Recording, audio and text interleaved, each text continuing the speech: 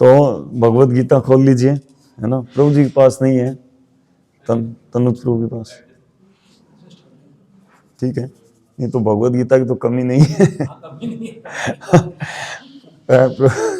प्रभुपाद जी ने भगवत गीता की बाढ़ लगा दी दुनिया में। 12 हो गया था ना।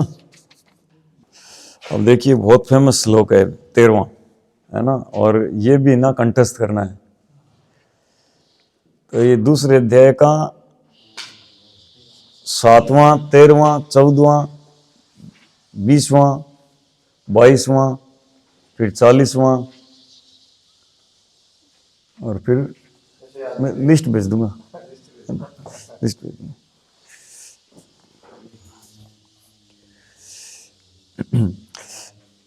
तो यहां पर अब भगवान खुद एग्जाम्पल दे रहे हैं, खुद एक उदाहरण दे रहे हैं। देहिनोऽस्मिन् यथा देहे, देहिनोऽस्मिन् यथा देहे,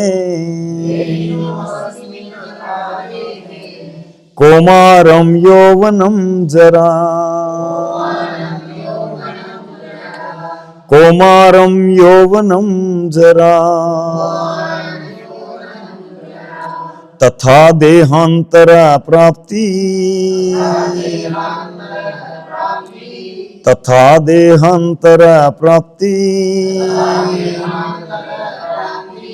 धीरस्तत्र न मुह्यति,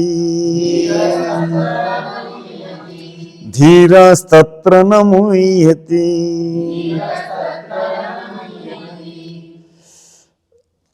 श्लोक याद करने की भी एक विधि होती है, सरल एक टिप्स है, बताता हूँ कि आप एक पेंसिल साथ में रखिए और श्लोक में और अनुवाद में जहाँ जहाँ मैच कर रहा है ना कि ये पार्ट ये है, ये पार्ट ये है, तो उसको निशान लगा लीजिए और श्लोक को 3 पार्ट, 4 पार्ट, 5 पार्ट, जितना भी ऐसे पार्ट में डिवाइड करके और उसको जानिए। तो देहिनोऽस्मिन् यथा देहे, ये तात्पर्य अनुवाद में किस जगह है? जिस प्रकार शरीरधारी आत्मा इस वर्तमान शरीर में है ना, और इसका शब्दार्थ भी देख लो थोड़ा कि देहिना, देहिना मतलब शरीरधारी, और अस्मिन मतलब इसमें, यथा जिस प्रकार, और देह है, तो देहिनो मतलब शरीरधारी, देही और देह है ना, ऐसे।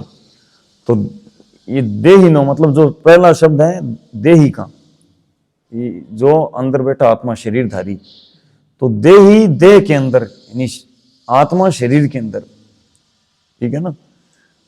जैसे कौमारम यौवनम जरा, तो इसमें दूसरा निशान लगा लो, मतलब ब्रैकेट बना लो एक एक पेंसिल से।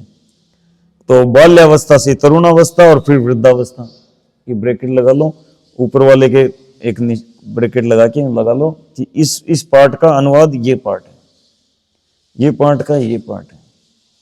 फिर तथा देहांतर प्राप्ति, उसी प्रकार मृत्यु होने पर आत्मा दूसरे शरीर में चला जाता है, ये लगा लिया। फिर धीरस्तत्र न मुह्यति, धीर व्यक्ति से परिवर्तन से मोह को प्राप्त नहीं होता। तो इसमें क्या है, इजी हो गया, अब 4 पार्ट में हो गया। अब जैसे ये पार्ट बोला उसका अर्थ पता चल गया, ठीक है।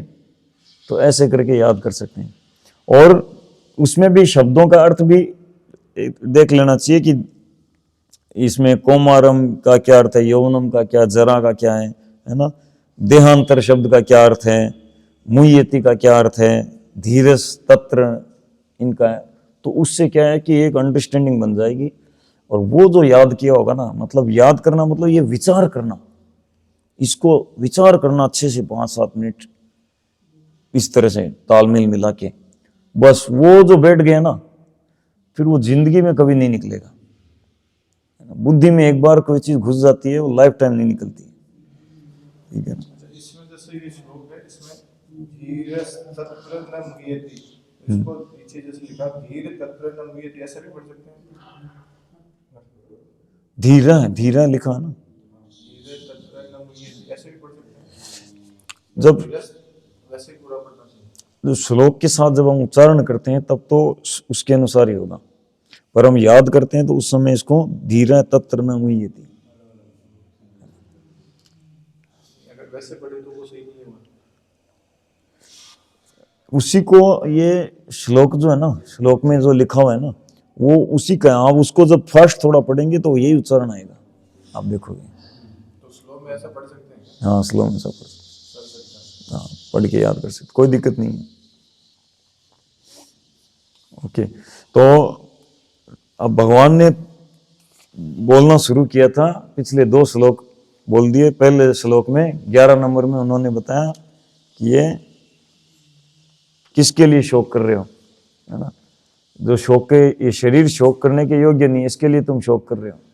और फिर 12 नंबर में बताया कि अब अंदर बैठा आत्मा, तो वो तो ऐसा कभी नहीं हुआ कि वो व्यक्ति पहले नहीं था, है ना, अब है आगे नहीं रहेगा, ऐसा नहीं है, पहले भी था, अभी भी है, आगे भी रहेगा। तो फिर क्या है का मतलब कर रहे हो तुम, है ना। अब एग्जाम्पल दे रहे हैं कि जिस प्रकार इसी शरीर में, इसी जीवन में हम शरीर बदलते हैं, इसी जीवन में हम शरीर बदलते हैं, है ना। जैसे प्रभु जी का अभी बच्चे का शरीर नहीं रहा, है ना, जवानी का भी बल्कि बीत रहा है, बीत गया लगभग, है ना, अब बूढ़ा पे हमारा यंग शरीर है लेकिन बच्चे का नहीं रहा, तो हम उसके लिए शोक करते हैं क्या, है ना। तो अर्जुन को कह रहे हैं कि तुम क्या मतलब द्रोणाचार्य या भीष्म पितामह के लिए एक तुम शोक करते हो क्या कि अरे उनका वो बच्चा वाला शरीर नहीं रहा, रे मेरे दादाजी का, मेरे गुरुजी का, अरे मर गए हो, बोलते हो क्या मर गया, क्या बोले हो कि देह अंतर हो गया, आत्मा जो है वो उस बच्चे के देह से जवान के देह में स्थानांतरित, मतलब आगे बढ़ गया, और शरीर की सारी कोशिकाएं बदल जाती है ना, हमारे वैज्ञानिक लोग भी कहते हैं। तो जो पूरा बदल गया, पर हम ये नहीं कहते कि अरे ओहो हो नहीं रहा, है ना। तो उसी प्रकार कह रहे हैं कि मृत्यु होने पर ये दूसरा शरीर प्राप्त कर लेती है आत्मा, तथा देहांतर प्राप्ति, उसी प्रकार, है ना। कोई मतलब कोई अलग कोई बात नहीं है। ये शरीर जैसे बच्चे का शरीर मर गया, फिर आगे जवान का मर गया, बूढ़ापे हो गया, तो वैसे ही क्या बूढ़े का शरीर मर के दूसरे माता के घर में चला गया, वहां दूसरा, तो क्या शोक करना है ना। तो कितना सामान्य है, लेकिन हम भूल जाते हैं और हम खुद देख रहे हैं भगवान क्या एग्जाम्पल दे रहे हैं, हमारे जीवन से एकदम जुड़ा हुआ, है ना, लेकिन विचार नहीं कर पाते। रेगुलर लाइफ में देखते हैं तो वो लोग मोह करते हैं, हमारा वो मिलाप भी करते हैं, तो मोह के कारण हम भूल जाते हैं, या फिर ज्ञान तो रहता है फिर भी आप शोक करते हो। नहीं, ये आत्म तत्व ज्ञान के लिए ताकत लगानी पड़ती है। तो उसमें जैसे योगी लोग अष्टांग योग के द्वारा, ज्ञानी लोग बहुत ज्ञान अनुशीलन और कठोर व्रत अंगीकार करके करते हैं, पर भक्त लोगों को क्या होता है, केवल शुद्ध भक्तों की कृपा मिलती है और उनमें आ जाता है, उनको घर बैठे ही 16 माला करो आ जाता है इसीलिए तो कृष्ण भक्ति लिप्त है वो सब सीढ़ियों पे चक्कर लगा रहे हैं। अच्छा, धीर किसको कहते हैं, भगवान कह रहे हैं कि धीरज तत्र न मुह्यति। तो धीर कहते हैं कि जो जिसको आत्मा का, परमात्मा का और भौतिक प्रकृति का और आध्यात्मिक प्रकृति का ज्ञान हो। आप लोग पढ़ के नहीं इसलिए लिख रहे हो तात्पर्य में दिया हुआ है हाँ, नोट कर लीजिए, ठीक है। तो धीर व्यक्ति जिसको आत्मा का, परमात्मा का ज्ञान हो, भौतिक प्रकृति का जानता है, आध्यात्मिक प्रकृति को जानता है, तो वो व्यक्ति क्या है, कोई व्यक्ति कहीं परिवार में खास व्यक्ति, कहीं कोई किसी का कुछ डेथ हुआ या किसी का कोई ट्रेजेडी हुआ, तो वो प्रभावित नहीं होगा। उसको पता है कि हाँ ये आत्मा अभी चला गया, अभी कर्मों के अनुसार या तो दूसरा शरीर लेगा या तो भगवान का स्मरण किया है तो भगवान के धाम गया है, क्या है ना। वो व्यक्ति का तो कुछ बिगड़ा नहीं है, वो शरीर पहले भी मृत था। 2.14 मात्रा स्पर्शास्तु कौन्तेय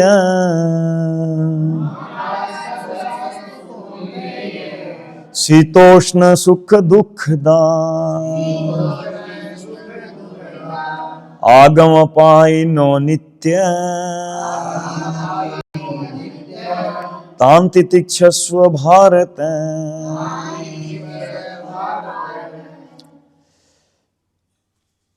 हे कुंती पुत्र, सुख तथा दुख का क्षणिक उदय तथा काल क्रम में उनका अंतर्धान होना सर्दी तथा गर्मी की ऋतुओं के आने जाने के समान है। हे भरतवंशी, वे इंद्रिय बोध से उत्पन्न होते हैं और मनुष्य को चाहिए कि अविचल भाव से उनको सहन करना सीखें, है ना। तो अब यहाँ पर भगवान कह रहे हैं कि सहन करना सीखो। देखो, जैसे अभी थोड़े दिन पहले मौसम सही था, अभी सर्दी आ गई, है ना। सही था तो अच्छा लग रहा था, न गर्मी है न सर्दी है, अक्टूबर का महीना। और अब क्या लग रहा है कि अब सर्दी का कष्ट हो रहा है। सुबह सुबह जगते ही कौन बाथरूम में नहाने जाएगा, है ना, सोने में कहीं जाने में दिक्कत होती है। तो लेकिन फिर भी हम सहन करते हैं, है ना। हम इसके चलते हमारा कर्तव्य नहीं रोकते, कोई हमारा कर्तव्य हो उसको नहीं रोकते हैं, है ना। गर्मी आती है, तेज गर्मी, माताएं कुकिंग करती है, अपना कर्तव्य करती हैं, है ना। ऐसा थोड़ी गर्मी आती है कुकिंग बंद अब सर्दी आई तो करेंगे। और कोई व्यापारी अपने प्रतिष्ठान पर जाते हैं, चाहे सर्दी हो तो सर्दी में सहन करते हुए, गर्मी हो तो गर्मी को सहन करते हुए, ट्रैफिक सहन करते हुए। तो ये मतलब दुखों को, मतलब सर्दी गर्मी को सहन करते हुए, बारिश को सहन करते हुए हम अपना कर्तव्य करते हैं। उसी प्रकार जो इंद्रियों के विषयों से उत्पन्न जो सुख और दुख होते हैं ना, उनको भी ऐसे सहन कर लेना चाहिए, ठीक है। यानी कि अभी अर्जुन क्या है, यहाँ पर दुख प्रकट कर रहे हैं कि ये मैं कैसे कर्तव्य पूरा करूं। देखो, ये मेरे दादाजी, ये गुरुजी, ये सब नहीं रहेंगे, ठीक है ना। और उसके चलते वो अपना कर्तव्य रोक रहे हैं। तो भगवान कह रहे हैं कि ये जैसे हम सर्दी गर्मी को सहन करते अपना कर्तव्य करते हैं पूरा, वैसे ही तुमको अपना युद्ध रूपी कर्तव्य करना चाहिए और सहन करते हैं। और हमारे लिए ये प्रेरणा मिलती है इस श्लोक में कि हमको जीवन में जैसे सर्दी गर्मी को सहन करते हैं वैसे बाकी चीज़ों को सहन कर लेना चाहिए, ठीक है ना। गीता में भगवान श्री कृष्ण 2 जगह दुख की बात करते हैं, और दोनों में से एक तो ये है, और दूसरा 13वां अध्याय का 8 से लेके 12 श्लोक के बीच में, मतलब 9वां श्लोक में, ठीक है ना। 13वां अध्याय का 9वां श्लोक में वहां कहते हैं जन्म मृत्यु जरा व्याधि दुख दोष अनुदर्शन। अरे देखो, वहां सहन करना नहीं कर रहे, वहां तो कह रहे हैं देखो तुम अंधे क्यों बने हो, तुमको दिख नहीं रहा, तुम्हारे कितना कष्ट है, देखो इसको क्यों सहन कर रहे हो। और यहां कह रहे हैं कि सहन करो, है ना। तो उस कष्ट को, जन्म मृत्यु जरा व्याधि को सहन मत करो, भगवान कह रहे हैं। लेकिन जन्म और मृत्यु के बीच में ये जो कष्ट होते हैं, है ना, जो सुख मिला दुख मिला, शुभ की प्राप्ति अशुभ की प्राप्ति, ये वो, इनको मतलब सहन करो, और सहन करते हुए अपना कर्तव्य करो, इसमें विचलित मत हो, ठीक है ना। ये भगवान कह रहे हैं। तो अविचल भाव से उनको सहन करना सीखो, ठीक है। गाइए कोई 15 नंबर फर्स्ट। यम ही न व्यथयन्ते ते यम ही न व्यथयन्ते ते पुरुषम पुरुषर्षम सम दुख सुखम धीरम सोमृतत्वाय कल्पते। पढ़िए, अनुवाद पढ़िए। हे पुरुषश्रेष्ठ अर्जुन, जो पुरुष सुख तथा दुख में विचलित नहीं होता और इन दोनों में संभव रखता है, वह निश्चित रूप से मुक्ति के योग्य है। यस, अब बता रहे हैं, देखो अगर तुम विचलित नहीं होगे तो क्या परिणाम होगा।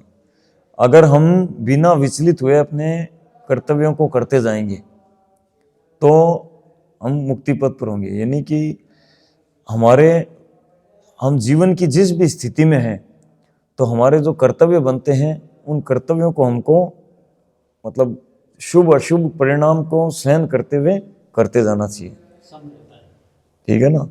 हाँ, तो समय, है ना, समभाव से रखें, तब क्या होता है कि वो व्यक्ति मुक्ति के योग्य होता है ना। इस संदर्भ में श्रीमद् भागवतम का 10, 14, 8 तुरंत निकाल के पढ़ सकते हैं तो भी अच्छा है। बहुत ही अच्छा, मतलब ब्रह्मा जी की स्तुति में 10:14-8। हे प्रभु, जो व्यक्ति अपने विगत दुष्कर्मों के फलों को धैर्य पूर्वक सहते हुए तथा अपने मन, वाणी तथा शरीर से आपको नमस्कार करते हुए सत्य निष्ठा से आपकी अहेतु की कृपा प्रदत्त किए जाने की प्रतीक्षा करता है, वह अवश्य ही मोक्ष का भागी होता है, क्योंकि यह उसका अधिकार बन जाता है।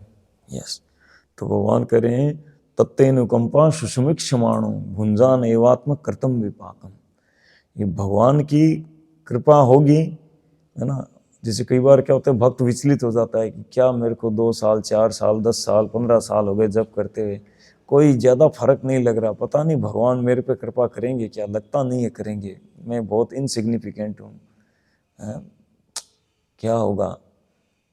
तो ऐसे हम विचलित हो जाते हैं। तो ये श्लोक में ब्रह्मा जी बताते हैं कि जो तत्तेनुकंपा, भगवान की अनुकंपा होगी, है ना, कृपा होगी, सुसमीक्षमाणो भुंजान एव आत्मकृतम, अपने कृतम विपाकम, विपाकम मतलब विपरीत कर्म यानी पाप कर्म, तो अपने पूर्व में किए गए पाप कर्मों के फलों को समझकर सहन करते हुए।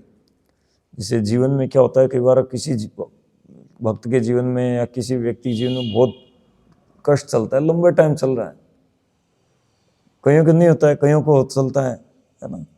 तो भगवान कहते हैं कि उसको, ब्रह्मा जी वहां पर कहते हैं कि उसको सहन करते जाना चाहिए। और क्या सोच के सहन करना चाहिए कि मेरे पूर्व में किए गए पापों का फल है ना। दूसरा, ये प्रभुपाद तात्पर्य में बताते हैं इन श्लोकों में से एक में कि ये सोचकर सहन करना चाहिए कि भगवान की कृपा से मेरे जो फल है, पाप का फल, ये बहुत कम हो गया है, मेरे को तो इससे 1000 गुना फल मिलना चाहिए था मेरे पापों के अनुसार, है ना। लेकिन भगवान ने इसको कम करके ये कर दिया, है ना। यानी मेरा कोई दुर्घटना होकर पूरा पैर जाने वाला था, भगवान ने कृपा करके थोड़ा सा माइनर फ्रैक्चर दिया, खत्म।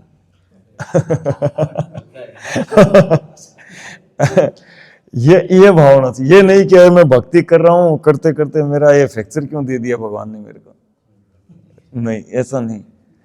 तो तत्तेनुकंपा सुसमीक्षमाणो, सहन करना चाहिए।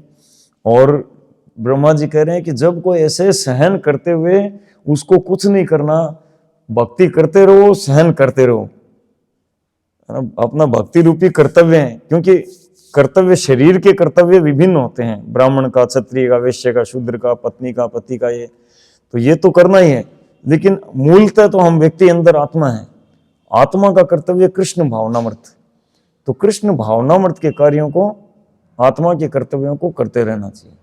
और जो भी विपरीत फल हो रहा है वो उसको प्रारब्ध का कर्म समझ के सहन करते हुए करते जाना चाहिए। और ऐसे जब कोई सहन करता है तो उसको और अलग से कुछ प्रयास नहीं करना। जैसे पिताजी की संपत्ति है, वो पाने के लिए बेटे को क्या करना पड़ता है, कोई कोर्स नहीं करना पड़ता, कहीं कोई पढ़ के नहीं आना पड़ता उसको एक ही करना पड़ता है कि जीवित रहना है ना।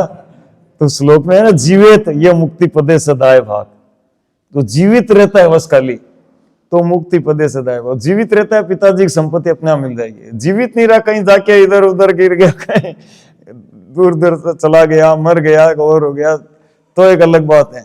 लेकिन जीवित रहा, चाहे वो कैसा ही हो, तो पिताजी की संपत्ति स्वतः ही मिलेगी। तो ऐसे ही जो है मुक्ति पद है ना, ये भगवान स्वतः ही मतलब भक्त को देंगे, है ना। मतलब जब तक लाइफ है तब तक तो भक्ति नाश नहीं होती ना। अभी आगे आएगा 40 नंबर में, ठीक है, कंटिन्यू चलती जाती है। तो ऐसे भक्ति में प्रगति करते जाओ, थोड़ा बहुत ज्यादा जैसे भी है, लेकिन मुख्य बात है विचलित नहीं होना चाहिए। ये शिक्षा मिलती है हमको, ये दूसरे अध्याय का 14 नंबर श्लोक से, ठीक है ना। स्थिर बने रहना चाहिए। बहुत से उतार चढ़ाव आते हैं जीवन में, और ऐसा नहीं भक्तों के जीवन में आते हैं, सामान्य लोगों में भी आते हैं, है ना। उनमें से भी अधिकांश लोग सहन करते हैं, ठीक है ना। कई लोगों को देखते बहुत बड़ी बड़ी विपदाएं आती है, सहन करते हैं, तो भक्त नहीं, हालांकि तो भक्तों के साथ भी आ जाए तो उसको सहन करना चाहिए, ठीक है। और जब सहन करेंगे तो वो मुक्ति पद पर अग्रसर होंगे। जैसे हम लोग इस संसार में फंसे हुए हैं, और फंसा हुआ मतलब दलदल में फंसा हूं। अब दलदल की क्या होता है, दलदल में फंसा हुआ व्यक्ति जितना हिलेगा, हाँ मैं क्यों फंस गया, कैसे निकलूं, नीचे जाएगा। और आगे झुक गया तो वो व्यक्ति नीचे जाना कम होकर ऊपर आएगा। ये दलदल में फंसे की विशेषता होती है। ऐसे हम फंसे हुए हैं तो सबमिसिव हो जाओ। ओके 16। नासा तो विदते भावो न सतो विदते भावो ना भावो विदते सत न भावो विदते सतः उभयोरपि दृष्टो उभयोरपि दृष्टवन्त अंततु अन्यो तत्वदर्शिभिः दर्शिभिः। अनुवाद।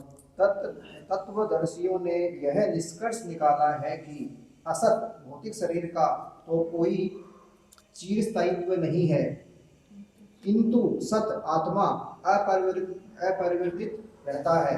उन्होंने इन दोनों की प्रकृति के अध्ययन द्वारा यह निष्कर्ष निकाला है। अब यहां से भगवान प्रीचिंग शुरू कर रहे हैं, ठीक है ना। अभी जो 11, 12, 13, 14, 15 ये 5 श्लोक में तो थोड़ा सा बताया था कि तुम देखो कर्तव्य की बात कही थी कि मतलब है ना, ये शरीर के लिए क्यों शोक कर रहे हो, और आत्मा पहले था अब भी है। और देखो जैसे बच्चे से बड़ा, बड़े से जवान, जवान से बूढ़ा, बूढ़ा से है ना, ऐसे बूढ़े से दूसरे शरीर में जाता है। तो उसको सहन करो, है ना, कर्तव्य समझकर सहन करो। ये किसी का, तुम्हारा, दूसरे का, किसी का भी देह परिवर्तन हो रहा है, इसको सहन करो, और सहन करोगे तो मुक्ति पद की। अब यहाँ पर भगवान आत्मा की विशेषता बताना शुरू कर रहे हैं कि आत्मा अपरिवर्तनशील है, इसमें परिवर्तन नहीं होता है। और सबसे पहले ही भगवान दे रहे हैं, एग्जाम्पल दे रहे हैं, तत्वदर्शियों ने कहा है ना। अब देखो ये एक मतलब किसी को समझाने का एक स्टाइल होता है, भगवान सिखा रहे हैं। तो वो जिनको मानते हैं ना, उन्हीं लोगों का एग्जाम्पल दे रहे हैं, तत्वदर्शियों ने कहा है। तो वे अर्जुन ठीक है, तुम, मैं तो दोस्त हूँ तुम्हारा नहीं मान रहे, पर अब तो खैर गुरु बन गए, शिष्य स्वीकार कर लिया। तो तत्वदर्शियों को एग्जाम्पल दे रहे हैं कि तत्वदर्शियों ने कहा है कि इस आत्मा का कुछ नहीं बिगड़ता, अपरिवर्तनशील है।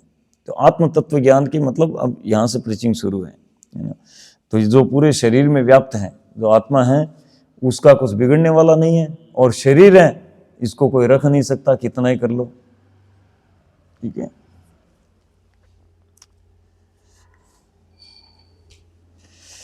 श्लोक संख्या 17। अविनाशी तु तद्विद्धि अविनाशी तु तद्विद्धि येन सर्वमिदं ततं येन सर्वमिदं ततं विनाशमव्ययशास्यस्य विनाशम् अव्ययशास्यस्य न कश्चित् कर्म कर्तुर्महि न कश्चित् कर्म कर्तुम् अर्हति।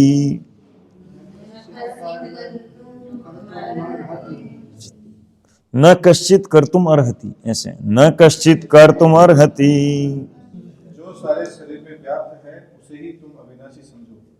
उस अव्यय आत्मा को नष्ट करने में कोई भी समर्थ नहीं है। यस। तो अब आगे कह रहे हैं कि देखो ये आत्मा अविनाशी है। पहले बताया ये अपरिवर्तनशील है, इसमें कोई परिवर्तन नहीं होता। अब कह रहे हैं ये अविनाशी है ना, और इसको मारने में कोई भी समर्थ नहीं है।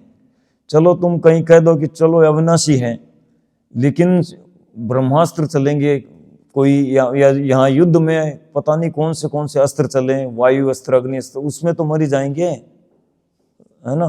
तो भगवान कह रहे हैं कि कोई भी इसको मारने में समर्थ है ही नहीं।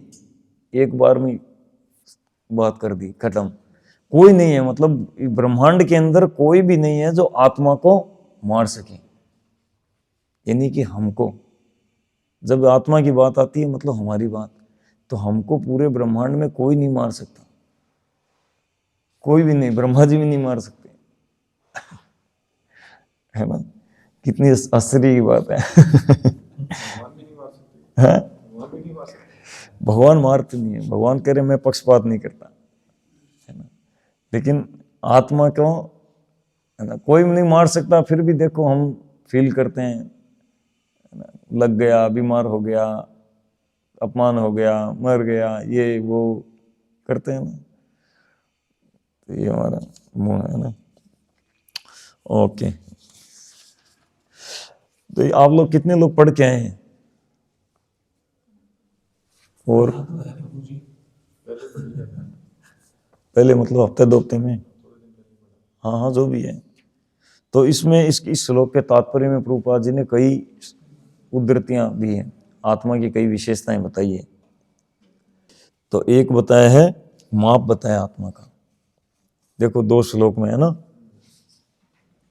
श्वेता शतरूपनिषद और ये किसका है दूसरा, केशाग्र मुंडक उपनिषद। हाँ, तो ये 2 श्लोकों का बताया है कि ये आत्मा का माप बताया है, कितना है, 10,000वां हिस्सा, ठीक है। और आत्मा का निवास स्थान बताया यहाँ हृदय में, है ना। बाकी आप पढ़ोगे ना, इसको बहुत जरूरी है पढ़ना, है ना। अभी माता लोग शुरू कर रहे हैं, वो कब से शुरू हो जाएगा, NBS? प्रभु जी भेज दिया ट्यूशन माता जी को। हाँ, 6-7 दिन ही हुए मेरे को तो। वो 1 हफ्ते से वृंदावन गए में वो लोग। तो फिर अब भेजने का तो मतलब रिटर्न में तो वही करती है वहां से। नहीं, अभी बना थोड़ी, उन्होंने कुछ बनाया कुछ, अभी तक आ नहीं रहा, अभी तो भागवती आ रहा है। भागवती आ रहा ना, क्योंकि स्टॉक तो हमारा सारा तो भेजा जा चुका है। ठीक है। तो अब देखो, नित्यम भागवत सेव्या में अब भगवत गीता के ऊपर माता लोग ने बनाया है, और बहुत मेहनत करके बनाते हैं। अब आप लोगों को पढ़ना कंपलसरी है, ठीक है ना। मैं रोज नोट करूंगा कौन कौन पढ़े कौन नहीं पढ़े, है ना। ITP वालों को कंपलसरी है भगवत गीता पढ़ना। तो नित्यम भागवत सेवा में वो भगवत गीता आएगी, पढ़कर उसका हाँ आंसर, उससे पता चला पढ़े नहीं पढ़े ठीक है ना। तो इसमें, और आत्मा का निवास स्थान, ठीक है ना, हृदय में रहता है आत्मा। हृदय से यहाँ से तो लगता ही नहीं है कि मतलब आत्मा यहाँ से, हम तो ऐसे लगता है कि जैसे यहाँ से वर्क कर रहे हैं जो भी। हमारा जो मन होता है ना, यहाँ कर कार्य करते हैं, तो हम सोचते हैं कि हम यहीं से कार्य कर रहे हैं, लेकिन मेन सीट यहीं है ब्रह्मा कुमारी का जो संप्रदाय है, ब्रह्म कुमारी का संप्रदाय का ये प्रजापिता ब्रह्मा कुमारी का संप्रदाय है, यहाँ मानते हैं वो कि यहाँ मानते हैं ब्रह्म कुमारी थोड़े। इस पॉइंट पे नहीं। आत्मा मानते हैं। ब्रेन में है। नहीं नहीं, आप यहाँ बोलते हैं कि मैं आत्मा हूँ, यहाँ बैठा हूँ। नहीं, हृदय में बैठा है। देखो इसमें दिया तात्पर्य में, किसी भी लिखा है प्रभु जी यहाँ पर ये भीतर स्थित है, ये प्राणों में ले रहा है। हाँ, लेकिन फिर भी जो हमें वास्तव में फील होता है वो तो यहाँ से वर्किंग ही फील होता है, जो प्रैक्टिकल में अभी भी जैसे आप- भगवान कहते नहीं मेरा, तो मतलब वो फिर यही आता फील होता है, जैसे ये तो मेरा है, यहाँ नहीं तो मेरा है, यही होता है मेरा। देखो इसके लिए एक कोई, है ना, बच्चा नहीं तो हम प्रैक्टिकली आपको दिखा देते बाहर निकाल कर, आत्मा कहाँ है। शरीर मेरा है फीलिंग तो यहाँ से आती है। नहीं, कोई बोलता है कि आई एम, मतलब मैं जितेंद्र बोलता है, कोई मैं जितेंद्र बोलता है है ना। मैं यहाँ पेट के हाथ लगाता, न पैर के लगाता, न माथे के लगाता, है ना। पूछ के देख लो ये आपके मतलब हाथ कहाँ है, ये मेरा हाथ है ना। आपके पैर कहाँ है, ये मेरा पैर है। आपका सर कहाँ है, ये मेरा सर है। आप कौन है, मैं, सच एंड सच। जैसे गले भी मिलते हैं तो ऐसे मतलब हृदय से हृदय जब मिलते हैं तब लगता है कि हाँ हम आत्मा आपका आत्मा से मिली है, हाँ। और हाथ में कुछ मिला तो कुछ नहीं लगता। और इतिहास में कई उदाहरण है कि जो योद्धा है, कुछ योद्धा के जिनके सर कटने के बाद ही वो लड़ते रहे। हाँ, ये तो अपने even वो तो प्राणवायु के अंतर्गत होता है, उसमें कोई दूसरा तर्क कर सकता है कि प्राणवायु है जब तक है ना। लेकिन ऐसे दक्ष प्रजापति का सर कट गया था, तो सर को, उसके सर की जगह बकरे का सर लगाया था, और वो बकरे के सर के द्वारा बोल रहा था। गणेश जी का भी है ना, हाँ, गणेश जी का भी है। इवन ऐसे मॉडर्न साइंटिफिक रिसर्च भी है जहाँ पे कि वो जो ऐसा केसेस होते हैं जिसमें ब्रेन होती नहीं है, बहुत एकदम छोटी होती है उनकी ब्रेन पूरी खत्म होती है, फिर वो जीवित रहते हैं, ऐसे केसेस भी हैं। मेडिकल साइंस बोलती है ब्रेन डेड हो गया मतलब मर गया। मेडिकल साइंस ये भी कहती है कि जितने भी जो शरीर में जो एनर्जी है वो हार्ट से जनरेट होती है, ठीक है ना। हाँ, हार्ट से जनरेट होती है। तो यहीं पे बैठे हैं आत्मा। एक क्वेश्चन है प्रभु जी, आत्मा और फिर प्राण अलग अलग कैसे हुए? प्राणों में फिर हम तो प्राण ऐसे ही बोलते हैं कि प्राण निकल गए तो सब कुछ निकल गए, हाँ, तो प्राण और आत्मा एक ही है कि अलग अलग? नहीं नहीं, प्राण वायु 5 प्रकार की वायु होती है, हमने पढ़ा होगा ना, इसमें प्रभुपाद लिखते हैं ना, आत्मा आकार में अणुतुल्य है जिसे पूर्ण बुद्धि के द्वारा जाना जा सकता है। ये अणु आत्मा 5 प्रकार के प्राणों में तैर रहा है, प्राण, अपान, व्यान, समान तथा उदान। ये हृदय के भीतर स्थित है और देहधारी जीव के पूरे शरीर में अपने प्रभाव का विस्तार करता है। जब आत्मा को 5 वायुओं के कलमश से शुद्ध कर लिया जाता है तो इसका आध्यात्मिक प्रभाव प्रकट होता है।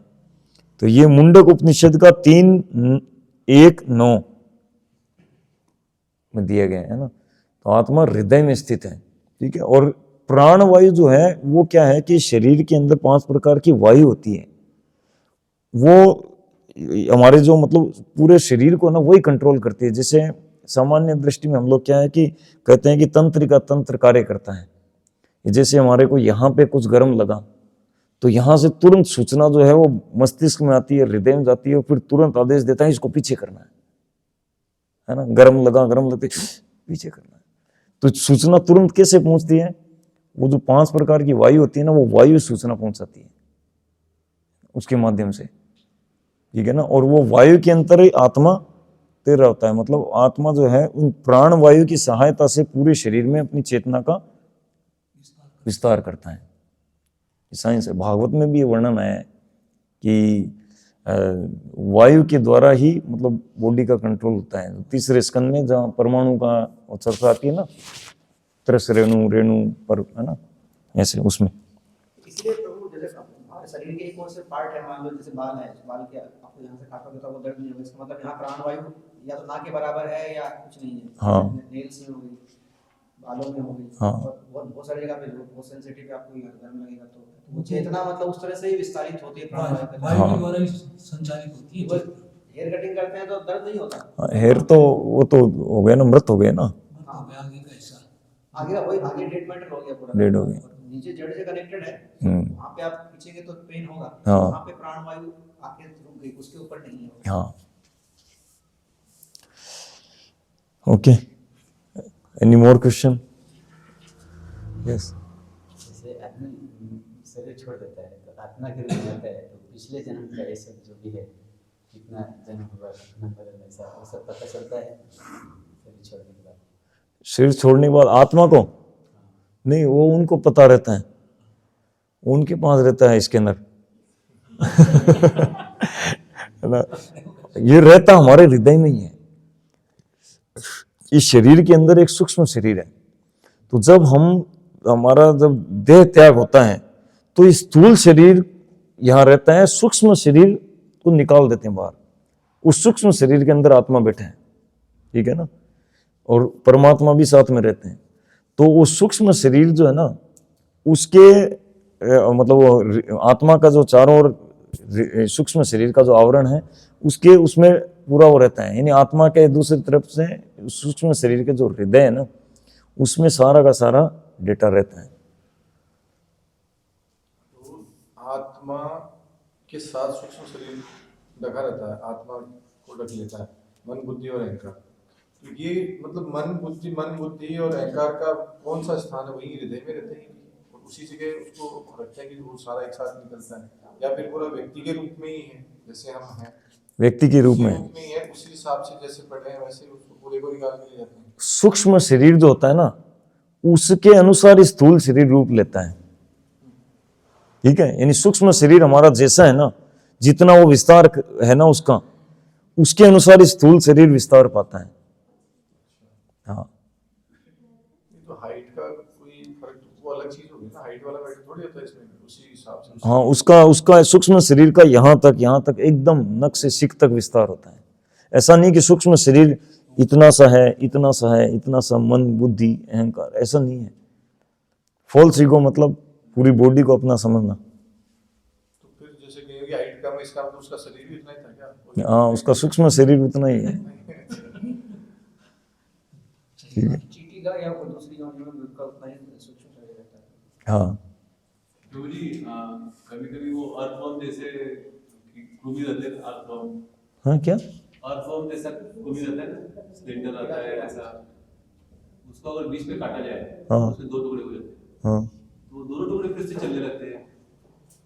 वो जीवित रहते हैं। हाँ, आत्मा तो एक ही होती है, फिर वो आत्मा, दोनों हाँ। मूवमेंट और दोनों चलते रहते हैं। हाँ, दोनों भी जीवित रहते हैं। पता नहीं, आप देखें चींटी कैसा है? कुछ समय तक चलते हैं, कुछ समय तक चलते हैं या वो चेतना रहती होगी उनमें। कुछ समय तक होता है, ऐसा नहीं कि वो चलते रहते हैं, ऐसा नहीं, कुछ समय तक। नहीं, कई बार मैं देखता हूँ काला वाला चिंटी होती है ना, काली चिंटी कीड़ा, वो पीछे पूरा पेट कट गया उसका, फिर भी चल- पूछ कर जाता तो वो कुछ समय के लिए चलती है। सांप भी होता नहीं, वो जो आप कीड़ा बता रहे हो वो कुछ समय चलता है या है, कुछ समय चले जा सकता है। परमानेंट नहीं चलता ना?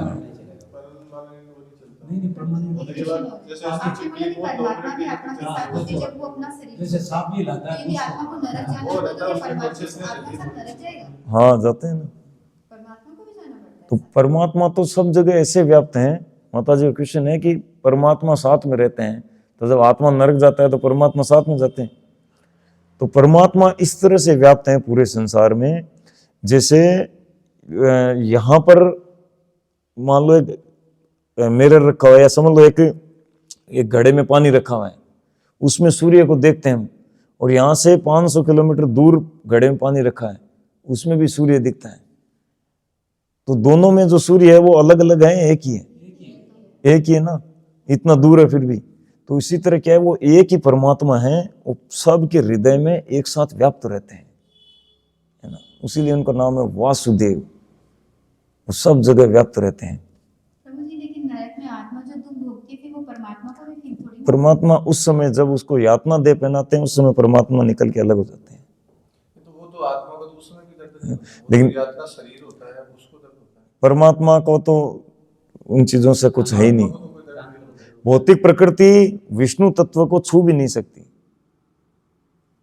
है ना। कोई मतलब प्रभावित इतना सा भी लेश मात्र भी नहीं कर सकते। और भगवान विष्णु परमात्मा रूप में है ना, तो उनको भौतिक प्रकृति में वो चाहे नरक में जाए, कहीं रहे, मल के कीड़े में जाते हैं अपने कर्मों के अनुसार, तो भी भगवान परमात्मा रूप में उसके साथ रहते हैं, है ना। इसमें आत्मा का फिर बोलते हैं स्वरूप है, आपने जैसे बताया, तो आत्मा का स्वरूप कैसे है? जैसे इस शरीर के अनुसार उनकी स्वरूप है या कुछ और? आत्मा का स्वरूप होता है, वो भगवान के धाम में उसका एक स्वरूप होता है, ठीक है ना। वो मतलब क्या, वो जानना चाहिए जैसे किस तरह से, मतलब इंसानों के जैसे जैसे किसी का देखना हो तो कैसे? हाँ, वो जब भक्ति में कोई भाव स्तर में उन्नत होता है तो उनका स्वरूप जो है वो प्रकट हो जाता है, सिद्ध हो जाता है। वो अपने आप को पहचान जाते हैं कि भगवान के धाम में मेरी ये स्थिति है, मतलब मैं भगवान के, मेरा जो नित्य शाश्वत स्वरूप है वो ये है। वो भाव स्तर के भक्त को प्रकट हो जाता है। एक कथा में भी ये सुना है, जैसे जब वो क्या बोलते हैं आपका अर्जुन के पुत्र को युद्ध में मार दिया गया था, वो क्या नाम है उसका? अभिमन्यु। अभिमन्यु। तो जब इतने शोक कर रहे थे अर्जुन, तो भगवान उनको ले गए थे सर, तो उन्होंने दिखाया कि ये तेरी बेटा है। तो जैसे अर्जुन ने तो उनको स्वीकार किया, लेकिन वो नहीं स्वीकार किया। तो मैं ये चाहती हूँ फिर उसकी स्वरूप में ही होंगे ना वो, इसीलिए नहीं, कहाँ ले गए? ये भगवान ले गए उनको जहाँ वो हाँ, में ले गए, स्वर्ग ले गए? ऐसा कुछ सुना है। हाँ, उनको ले गए पता नहीं। युवराज जी के पास कि बोले जाओ मिल ये लो आपका अपने बेटे बेटा से। है। फिर उन बोले देख के तो बोले कि अच्छा, अरे मेरे बेटे की कौन होगा? तो मैं आपका पिता हूँ। पहचानता नहीं। मेरे पता नहीं कौन से पिता हो, कौन किस जन्म क्यों बताओ। भगवान ने पहचान कराया कि ये बेटा है। हाँ। मैं इसलिए कहना चाहती हूँ कि स्वरूप। अच्छा, दूसरी बात स्वरूप, जैसे आपने बताया स्वरूप फिक्स है, आप वहाँ जो स्वरूप फिक्स है, लेकिन हमारा जैसे अभी आपने एग्जांपल दिया कि हमारा तो बदलता रहता है, बचपन में कैसा था, अभी कैसा था, शक्ल पूरी चेंज होती है, वहाँ वो फिक्स कोई रहेगा। दूसरी योनि भी हो सकती है ना, क्यों मनुष्य जन्मे? हाँ, हाँ, वो कुछ कुत्ते के स्वरूप में हो सकता है, या कोई बिल्ली वगैरह कुछ लाइक जन्म। आत्मा तो आत्मा है। नहीं, आत्मा तो आत्मा है। और यहाँ पर क्या होता है कि उसका, जैसे किसी को मान लो कर्मों के अनुसार कुत्ते का शरीर दिया जाना है ना, तो पहले तो वो खुद ही कुत्तों का एसोसिएशन कर करके अपनी चेतना को थोड़ा थोड़ा ढाल लेता है। फिर भी उसको क्या करते हैं कि नरक में ना पहले उसको कुत्तों के बीच में रखा जाता है, फिर वैसा ही वो उन्हीं का वाला भोजन खाता है, उन्हीं के जैसे आचरण करता है, करते करते करते करते एक समय पूरा एकदम वैसा ही करने लग जाता है, तब उसको फिर किसी कुत्ते के शरीर में भेजा जाता है ना, तब वो उसमें प्रैक्टिकल व्यवहार कर पाता है। कैसे होगा? यमराज जी को बहुत मेहनत करनी पड़ती है हमारे पीछे। वैकुंठ धाम में भी ऐसे जैसे कि आत्मा का अपना कोई तो स्वरूप है, तो जो कोई इंसान के स्वरूप में वहां पे भी तो बाकी जीव जैसे होते हाँ, हैं। वो शांत रस के जो भक्त होते हैं ना, यानी भगवान के धाम में क्या होता है कि 5 मुख्य रसों में व्यक्ति के स्वरूप होते हैं। तो जिनमें से शांत रस होते हैं, तो शांत रस में क्या है कि भगवान के धाम में कोई पशु बनकर, कोई पक्षी बनकर, है ना, लेकिन वो यहाँ की तरफ, यहाँ वाले पक्षी नहीं, वो सब आनंद में रहते हैं वहाँ। उनकी खुद की इच्छा होती है कि मैं भगवान का वाहन बन जाऊं, भगवान मेरी पीठ पर बैठे और मैं उनको सवारी कराऊं, मैं भगवान का पैरट बन जाऊं, उनका संदेश लेकर इधर उधर उनको मधुर मधुर वाणी सुनाकर उनका सेवा करूं, है ना। ऐसे शांत रस के भक्तों का ये भाव होता है, ठीक है ना। तो शांत रस के भक्त ऐसे विविध वृक्ष के रूप में, मैं ऐसा पेड़ बनूं, भगवान के लिए फल दूं, भगवान खाएं, प्रसन्न हो। हाँ, कितना अच्छा हो गया, सब कुछ कमाने की चिंता नहीं। कहने लगी तो मेरे लिए मेकअप का सामान लाओ, कुछ चिंता नहीं, आराम से बस खाना चाहिए, खाना आ गया, खाओ पियो, घूमो, आनंद करो। ओके, क्या वैकुंठ में भी शादियां होती है?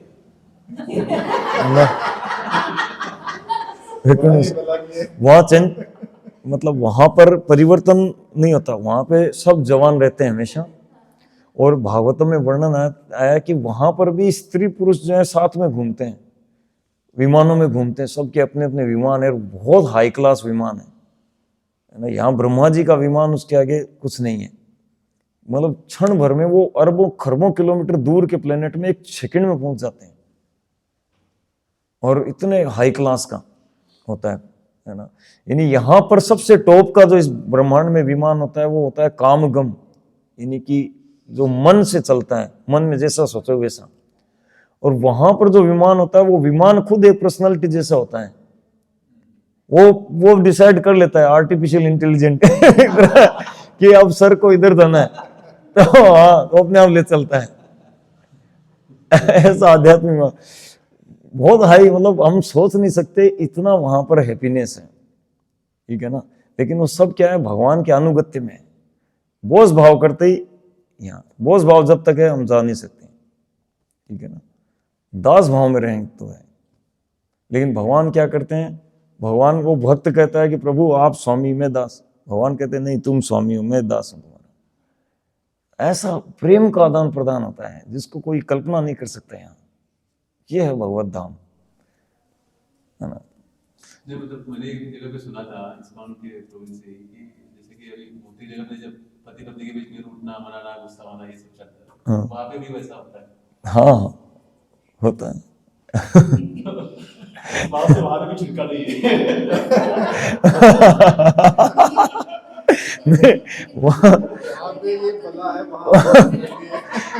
वहां पे आनंद है, वहां पर आनंद है उसमें, है ना। लेकिन प्रभु जी, जब सेंटर कृष्ण होते हैं, मैन है कि कृष्ण तो अपनी तरफ ही अट्रैक्शन चाहिए पूरा, हाँ। 100%, तो वहाँ मतलब आपस में स्त्री और पुरुष कैसे आप एक दूसरे को इतना उनसे ज्यादा प्रायोरिटी दे सकते नहीं, वहां सबका आकर्षण श्री कृष्ण होता है, होता ही नहीं आकर्षण। कृष्ण केंद्र है वहां, दूसरा कुछ है ही नहीं केंद्र में, है ना। मेन पति का कैसे आपस में निभा सकते हैं? यदि एक स्त्री के लिए पति के बजाय कृष्ण की तरफ अट्रैक्शन होगा तो फिर कैसे वो चीज चलेगी? नहीं, ये अब हम क्या है, इस जगत की जैसे तोल रहे हैं, है ना। वो 1 मिनट का डेमो हो गई ऐसा दिखाने का। 1 मिनट के लिए चतुष कुमार गए थे और देख के आए थे। तीसरे स्कंद में दिया भी है पूरा डिटेल इसके अंदर में। तीसरे स्कंद में है, मतलब वहाँ पे एक पर्पस होता है कि कृष्ण, भगवान कृष्ण को ही से, मतलब दोनों हस्बैंड वाइफ का भी रिलेशन जो होता है ना, तो purpose is to serve lord Krishna, भगवान को ही सर्व करते हैं। हाँ, और देखिए कभी कोई सीनियर भक्त आए तो उनसे पूछिएगा, है ना, वो ज्यादा बता पाएंगे। उपदेक्षन्ति ते ज्ञानम ज्ञानिनस् तत्व दर्शन। वो तत्व का दर्शन किया है। मैं क्या बताऊं, आगे बढ़ते हैं। अंतवंत इमे देहा नित्य शोक्ता शरीरिण अनाशिनो अप्रमेयश्च तस्मात् युद्धस्व भारत। अविनाशी, अप्रमेय तथा शाश्वत जीव के भौतिक शरीर का अंत अवश्यंभावी है। अतः है भरतवंशी, युद्ध करो। तो आप कह रहे हैं कि ये जो देह है ये अंतवत है ना, यहाँ पे बता रहे हैं। तो इस देह का अंत होने वाला है, इसको कोई रख नहीं सकता। तो इसलिए कोई अमर नहीं है, आज नहीं तो कल मरेंगे, युद्ध में नहीं तो बूढ़ा होकर मरेंगे। तो इसलिए तुम युद्ध रूपी अपना कर्तव्य करो। ठीक है। 19 ये नम वेत्ति हंतारम यश्चैनम मन्यते हतम उभो तो न विजानीतो नायम हंति न हन्यते। जो इस जीवात्मा को मारने वाला समझता है तथा जो इसे मरा हुआ समझता है, वे दोनों ही अज्ञानी हैं, क्योंकि आत्मा न तो मारता है और न मारा जाता है। तो मतलब मर्डर करने वाला भी आत्मा नहीं है और मरने वाला भी आत्मा नहीं है, दोनों ही नहीं है। देखो विज्ञान तो कहेंगे कि देखो शरीर जड़ है, और अगर कोई प्रयास कर रहा है तो वो व्यक्ति के कारण शरीर कार्य कर रहे हैं, है ना। और अब किसी को अगर उसने मार दिया तो हम कहते हैं कि उसको सजा मिलेगी। किसको? शरीर यहाँ रहेगा, उसको नरक में सजा मिलेगी। और यहाँ करें आत्मा मारने वाला भी नहीं है। सूक्ष्म शरीर जो है ना, वो है मेन जड़ हमारा इस संसार में सब समस्याओं का। ये धीरे धीरे चर्चा ऐसे बढ़ेगी ना आगे। अब देखो ये बहुत फेमस श्लोक है आत्मा के बारे में, ये भी कंठस्थ करना है। न जायते म्रियते वा कदाचि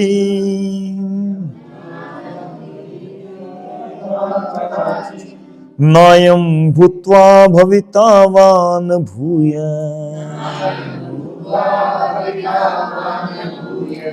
अजो नित्य शाश्वतोऽयं पुराणो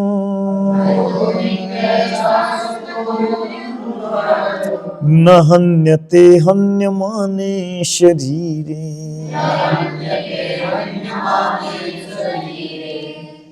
तो न जायते म्रियते वा कदाचित, है ना, शब्द के अनुसार चलते हैं। ये आत्मा का न तो कभी किसी भी काल में न तो जन्म होता है न मृत्यु, और नायम भूत्वा भवितावान भूय, मतलब ये कभी ऐसा कभी नहीं हुआ कि ये जन्मा है, और ऐसा कभी नहीं हुआ कि ये जन्म लेगा, और अभी भी ऐसा नहीं है कि इसने जन्म लिया है। यानी आत्मा का जन्म नहीं होता है, यानी हमारा जन्म नहीं होता है ना। बर्थडे मनाना बंद आज से। अरे भैया किसका बर्थडे मना रहे हो? फिर तो कार का भी मनाओ। ये कार की मैन्युफैक्चरिंग डेट क्या है? उस दिन हैप्पी बर्थडे टू कार। तो कार का भी बर्थडे मनाओ फिर तो जैसे कार का बर्थडे नहीं मनाते वैसे शरीर का बर्थडे नहीं मनाना चाहिए। क्योंकि ये कभी जन्मा ही नहीं, न जन्म लेता है, न जन्म लिया है अभी, न जन्म लेगा। ठीक है, ठीक है। और है प्रभु जी ये बर्थडे को अगर ये सुना दे तो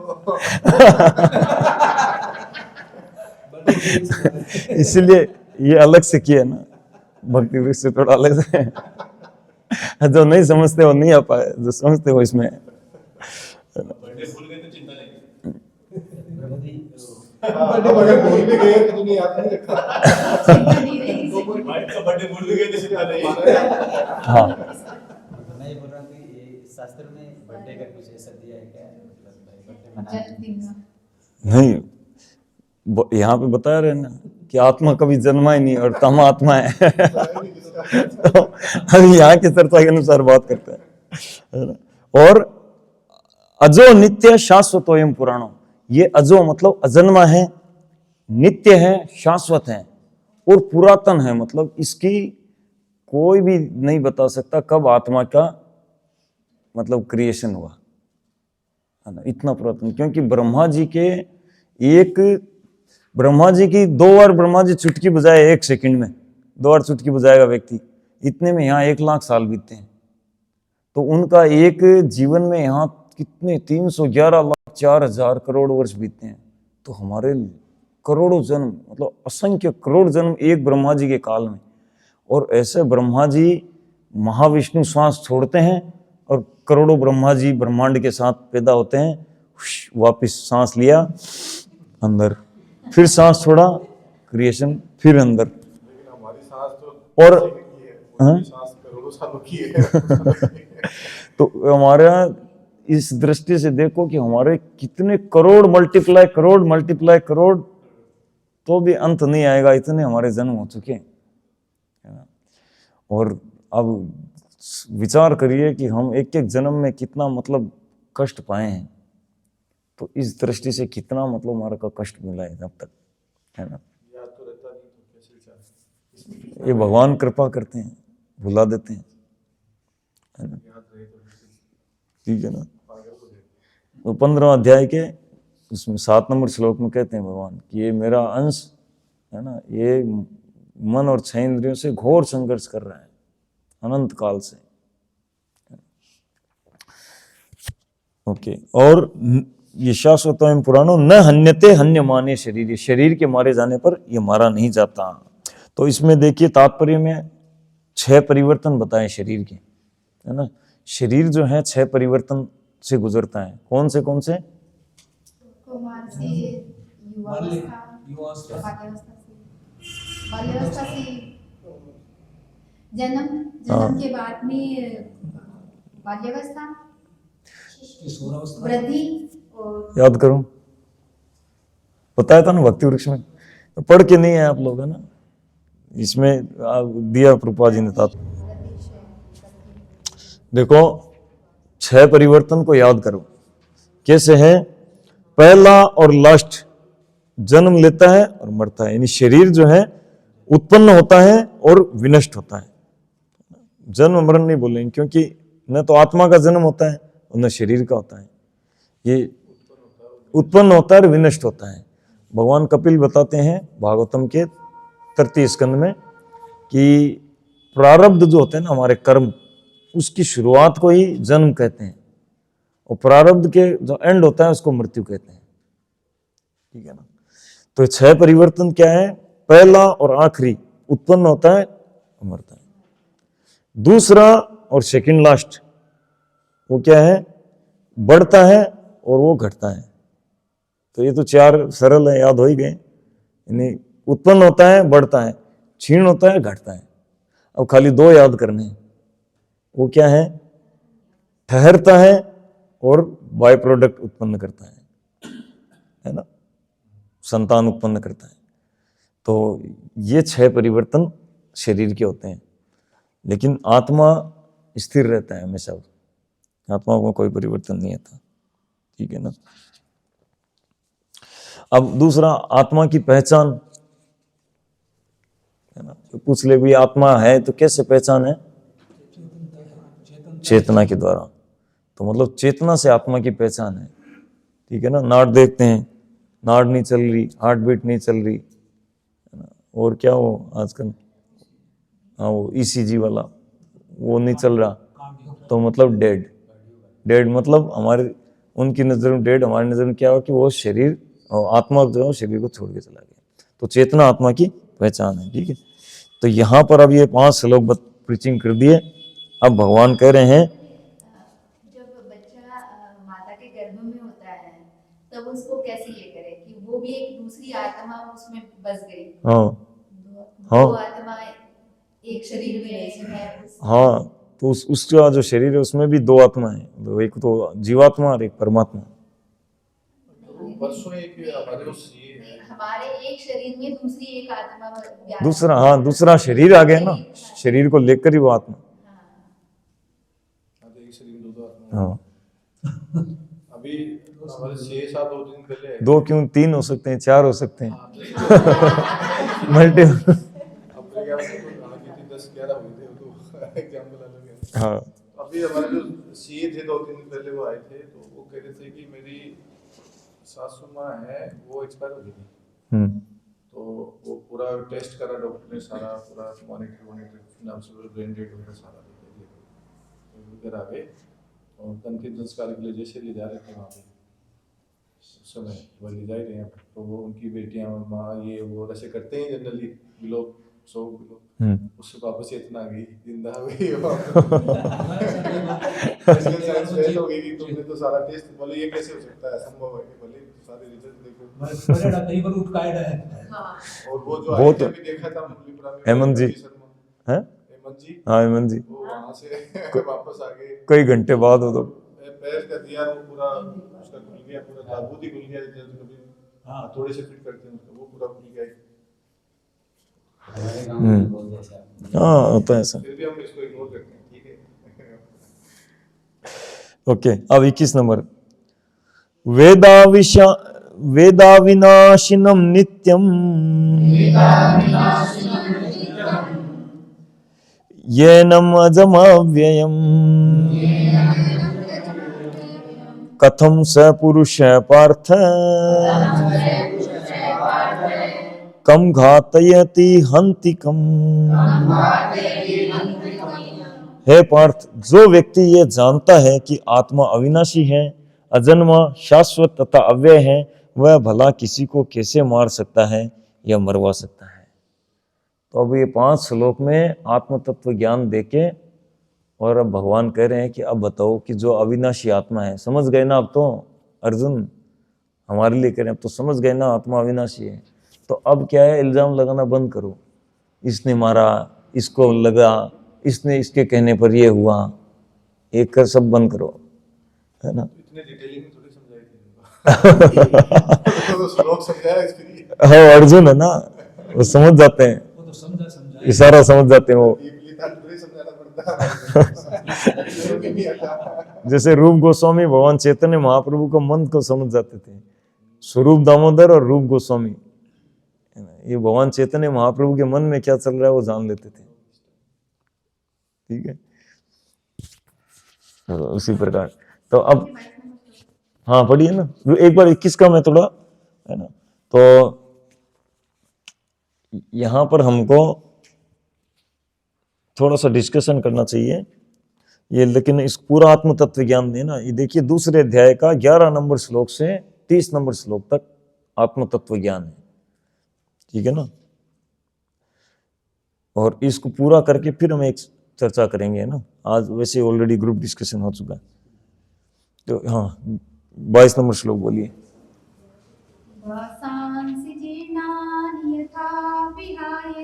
वासांसि जीर्णानि यथा विहाय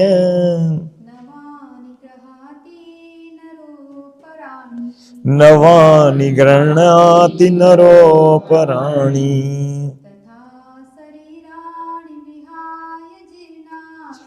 तथा शरीराणि विहाय जीर्णानि अन्यानि संयाति नयानि देहि। जिस प्रकार मनुष्य पुराने वस्त्रों को त्याग कर नए वस्त्र धारण करता है, उसी प्रकार आत्मा पुराने तथा व्यर्थ के शरीरों को त्याग कर नवीन भौतिक शरीर धारण करता है। भगवान एक दूसरा एग्जाम्पल दे रहे हैं, है ना। हम लोग कपड़े बदलते हैं, जैसे कोई व्यक्ति एक ही कलर का, जैसे कई लोग होते हैं वो एक ही कलर का कपड़ा पहनते हैं, प्राय जो सफारी सूट पहनते हैं ना, ऐसे कई सालों से एक ही कलर का 2 जोड़ी सिलाया वो ही चल रहा है, जो भी 2-5 जोड़ी, कई साल बाद अचानक वो चेंज कर दिया, है ना। तो हम ये व्यक्ति वही है, वो कपड़े चेंज कर दिया। उसी तरह क्या आत्मा कपड़े बदलता है, ये शरीर बदलता है कपड़े के समान, ठीक है ना। ओके 21, 22, 23, 24 सॉरी 22 तो पढ़ लिया, 23, 24, 25 पढ़िए। नैनम छिन्दन्ति शस्त्राणि नैनम दाहति पावक नैनम दहति पावक न चैनम क्लेदयेतापो न चैनम क्लेदयन्त्यापो न शोष्यति मारुतः न शोषयति मारुत। हाँ, अनुवाद पढ़िए। ये आत्मा न तो कभी किसी शास्त्र द्वारा खंड खंड किया जा सकता है, न अग्नि द्वारा जलाया जा सकता है, न जल द्वारा भिगोया जा या वायु द्वारा सुखाया जा सकता है। हाँ, नेक्स्ट 24 नंबर इधर माता जी।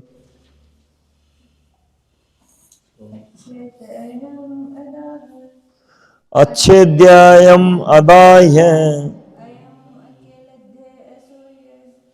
अयम अक्लेद्य शोष्य इव च नित्य सर्वगत स्थाणु अचलयम सनातन। यह आत्मा अखंडित तथा अघुलनशील है। इसे न तो जलाया जा सकता है न ही सुखाया जा सकता है। यह शाश्वत सर्वव्यापी अविकारी स्थिर तथा सदैव एक सा रहने वाला है। 25 पीछे। अघुलनशील का मतलब क्या है? मिक्स नहीं होता कि हाँ, ऐसा नहीं कि इसको घोट दिया घोल दिया जैसे केसर को। अव्यक्त्य अयम अचित्य अव्यक्तोऽयम् अचिन्त्योऽयम् अयम अविकार्य अयम उच्यते अविकार्योऽयम् उच्यते।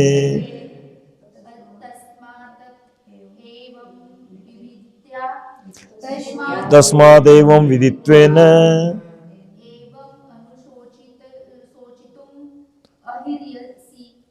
नानुशोचितुम् अर्हसि। यह आत्मा अव्यक्त, अकल्पनीय तथा अपरिवर्तनीय कहा जाता है। यह जानकर तुम्हें शरीर के लिए शोक नहीं करना चाहिए। यस, तो आत्मा की कुछ विशेषताएं बताइए, है ना। यह अपरिवर्तनीय है, इसको शस्त्र से अस्त्र से कैसे ही काटा नहीं जा सकता, है ना। इसको अखंडित है, अघुलनशील है, जलाया नहीं जा सकता, शाश्वत सर्वव्यापी आदि ये सब भगवान आत्मा की विशेषताएं बताएं। एक बात हमको ये जाननी है कि शरीर में, एक बात हमको जाननी है, शरीर के अंदर दो आत्मा है। एक हम जीवात्मा और दूसरे परमात्मा, ठीक है ना। और दोनों अलग अलग हैं। अद्वैतवादी मायावादी लोगों का रहता है कि वो एक ही है दोनों, वो दोनों को एक बताकर और कहते हैं कि वही आत्मा है और वही भगवान में लीन होकर वो हो जाता है। तो आत्मा जो है अपना व्यक्तित्व कभी नहीं खोता है ना। कि वो पहले मतलब जैसे आत्मा कोई ज्योति है, कोई वैसा है, और फिर जाके उसमें बड़ी ज्योति में मिल जाएगा, है ना। वो चिंगारी है, जाके उसमें सूर्य के समान ब्रह्म ज्योति के अंदर मिल जाएगा, ऐसा नहीं है। आत्मा व्यक्ति है, हमेशा व्यक्तित्व रहता है आत्मा का, कभी भी व्यक्तित्व छोड़ता नहीं है। भगवत धाम जाने पर भी व्यक्तित्व बना रहता है। यहाँ तक कि जो निराकारवादी ब्रह्म ज्योति में लीन होते हैं तो भी उनका व्यक्तित्व रहता है, और एक समय वो वापस ब्रह्म ज्योति से नीचे आते हैं। आरुह्य कक्षेन परम पदम तत्, वही 10वें स्कंद के 14वें अध्याय में ब्रह्मा जी कहते हैं पतंती यथा, वापस नीचे आते हैं। तो आत्मा व्यक्तित्व रहता है हमेशा, और दूसरे परमात्मा साथ में रहते हैं, ठीक है ना। ये दोनों हमको ध्यान में रखते हुए चलना है। ओके। मायावादी प्रभु मतलब वो मानते ही नहीं है कि ना आत्मा परमात्मा, वो एक ही आत्मा को मानते हैं, वही परमात्मा ही है, हाँ। अंश है, और वो हम जाकर तो मिल जाएंगे, यही उनकी फिलोसॉफी है। हाँ, वो अलग से दो एग्जिस्टेंस को नहीं परमात्मा को मानते। अपने अंदर नहीं मानते, वो यही आत्मा है, हम अच्छा करेंगे तो वहाँ बस बोले मैं भी भगवान तुम भी भगवान, हम ही हैं, बोले वो। उनका अंश हूँ मैं ही हूँ, और मैं वापस जाके उन्हें मिल जाऊंगा। और उनकी मतलब फिलोसॉफी पूरा वो है। बताया था ना कि वो निराकार ब्रह्म ज्योति को परम सत्य मानते, वो उसके आगे तक उनकी अनुभूति नहीं है। और जिस कारण क्या होता है कि वो सोचते हैं कि जो रूप हैं वो सब भौतिक हैं और आध्यात्मिक का कोई रूप नहीं है। विविधता है सारी इसी संसार में है, आध्यात्मिक जगत में कोई विविधता नहीं है ना। वहां पर तो केवल ज्योति है, बस यहां से रूप छोड़ो ज्योति में मिल जाओ। तो वो ज्योति से आगे जानता ही नहीं है। इस संसार में इतनी वैरायटी जब दी है जो भगवान ने, तो उनके धाम में वैरायटी की कमी है? यहां से कई गुना ज्यादा वैरायटी है। और ज्योति का भी तो कोई रूप होगा ना, बोलते हैं कि उसका कोई रूप नहीं, निराकार, और कैसे डिफाइन करेंगे ज्योति का? नहीं, ज्योति है। प्रकाश का भी तो वो भी रूप, मतलब वो लोग भी अगर अपनी फिलोसफी में वो लोग बस फंस जाते हैं ना कि ज्योति अगर है तो कौन से कलर की ज्योति, काली है, पीली है, लाइट कौन से कलर की लाइट है, राउंड है, सर्कल है? ज्योति है तो है ही है, लेकिन उससे ऊपर आगे का ज्ञान है कि भगवान परमात्मा रूप में भी है, और उससे आगे का ज्ञान है कि जो स्वयं मूल भगवान द्विभुज मुरलीधर श्याम सुंदर रूप में है, वो सोर्स है सबका। ज्योति भी निराकार नहीं हो सकती ना, मतलब उसका भी तो भगवान का जो प्रकाश है तो ज्योति का आकार कैसे होगा? उसका मतलब पूरी निराकार कैसे होगी? निराकार को डिफाइन कैसे करेंगे? ज्योति भगवान की अंग कांति है। जो सूर्य की ज्योति देख लो, उसका आकार है क्या? उसको हम देख सकते हैं, महसूस कर सकते हैं, जो भी है, पर आकार तो नहीं है ना। वैसे आकार नहीं, वो तो हाँ, तो ऐसे ही जो निराकार ब्रह्म ज्योति है वो उसका आकार नहीं है ना, ये तो है ही है, लेकिन वो क्या है, उससे अधिक वो नहीं जानते।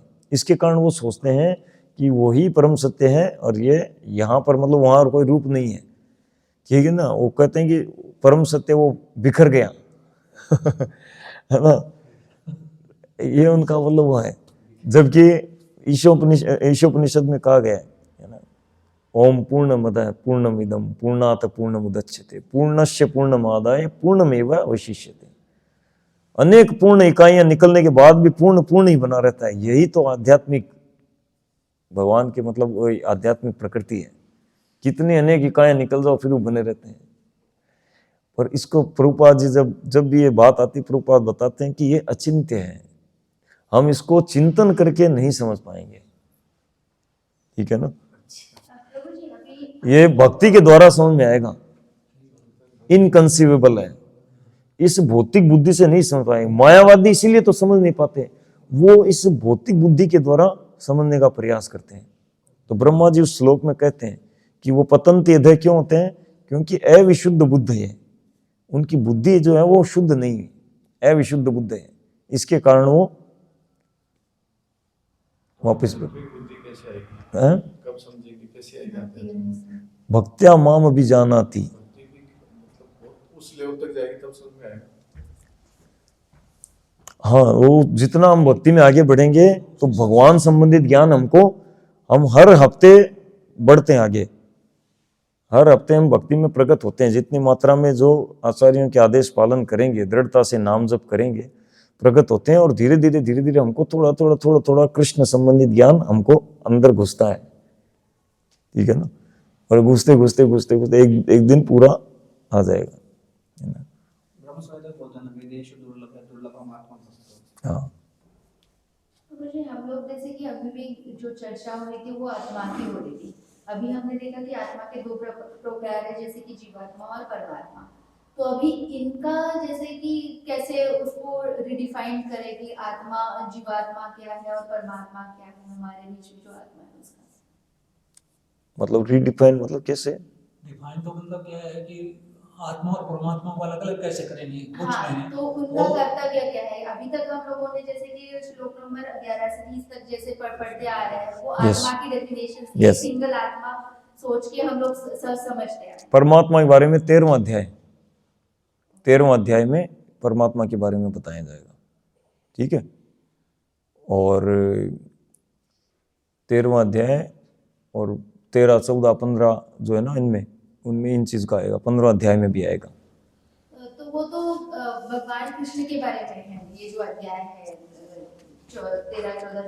हाँ, तो भगवान श्री कृष्ण ही तो परमात्मा रूप में है ना। तो हमारे हृदय में जैसे हम लोगों ने आत्मा बताया, तो अभी ये जो श्लोकों में जो पढ़ा गया है, तो उसको विभिन्न कैसे उसको ये करें, मतलब परमात्मा को कैसे जाने? आत्मा को तो हम जान ही गए ना, आत्मा को तो हम जान ही गए। परमात्मा के बारे में डिटेलिंग में वहां पे चर्चा आएगा। नहीं, बट यही आत्मा के दो प्रकार है, तो वो हमारे ही अंदर है, जैसे कि जीवात्मा भी है और परमात्मा भी है, जैसे हाँ, तो उसको कैसे ये करें कि हाँ आत्मा का क्या परमात्मा जीवात्मा क्या क्या कर्तव्य है, हमारे बीच में जो परमात्मा है उसका क्या, परमात्मा क्या करते हैं, मतलब परमात्मा क्या रोल क्या है उनका, किस लिए बैठे हैं, है ना। क्योंकि जीवात्मा का स्वभाव है साक्षी।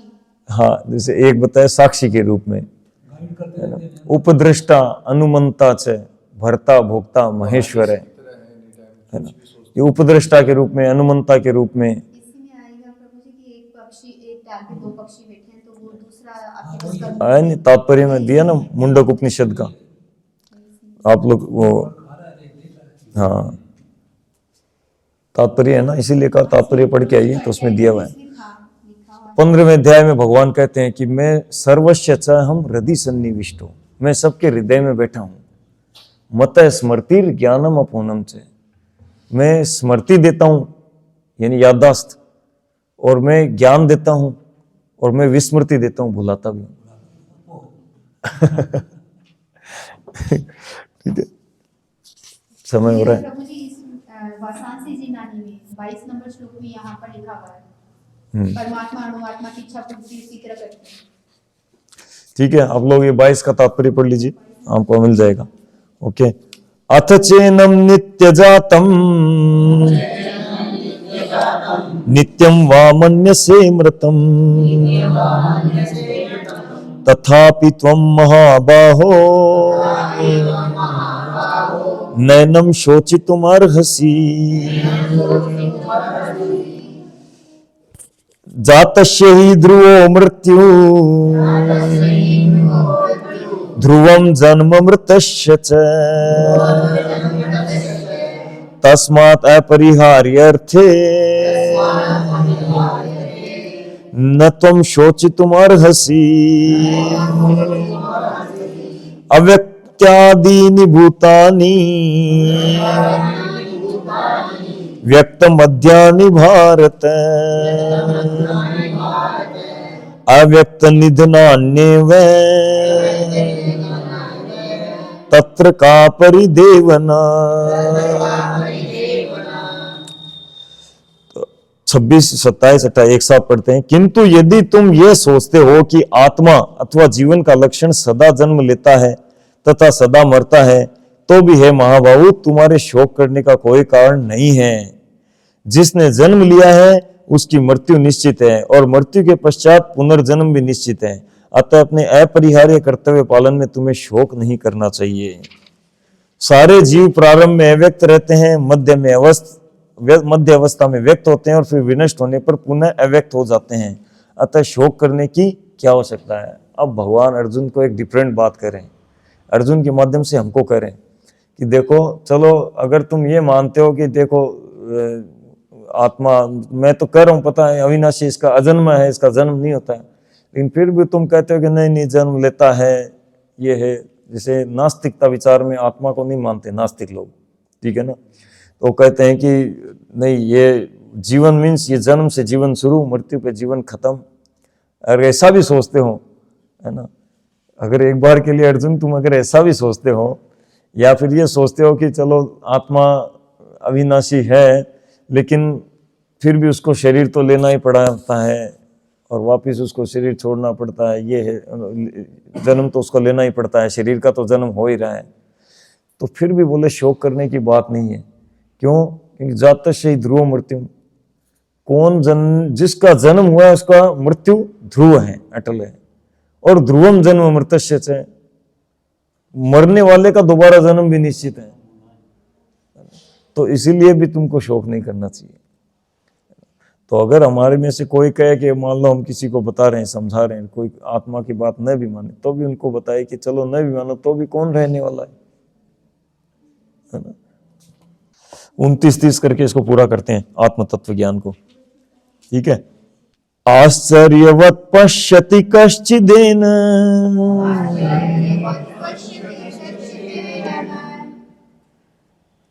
कश्चिदेनम, मैं भी लगेगा उसके साथ में, कश्चित एनम, है ना, आश्चर्यवत वदति तथा एवच अन्य, आश्चर्यवत वदति तथा एवच अन्य,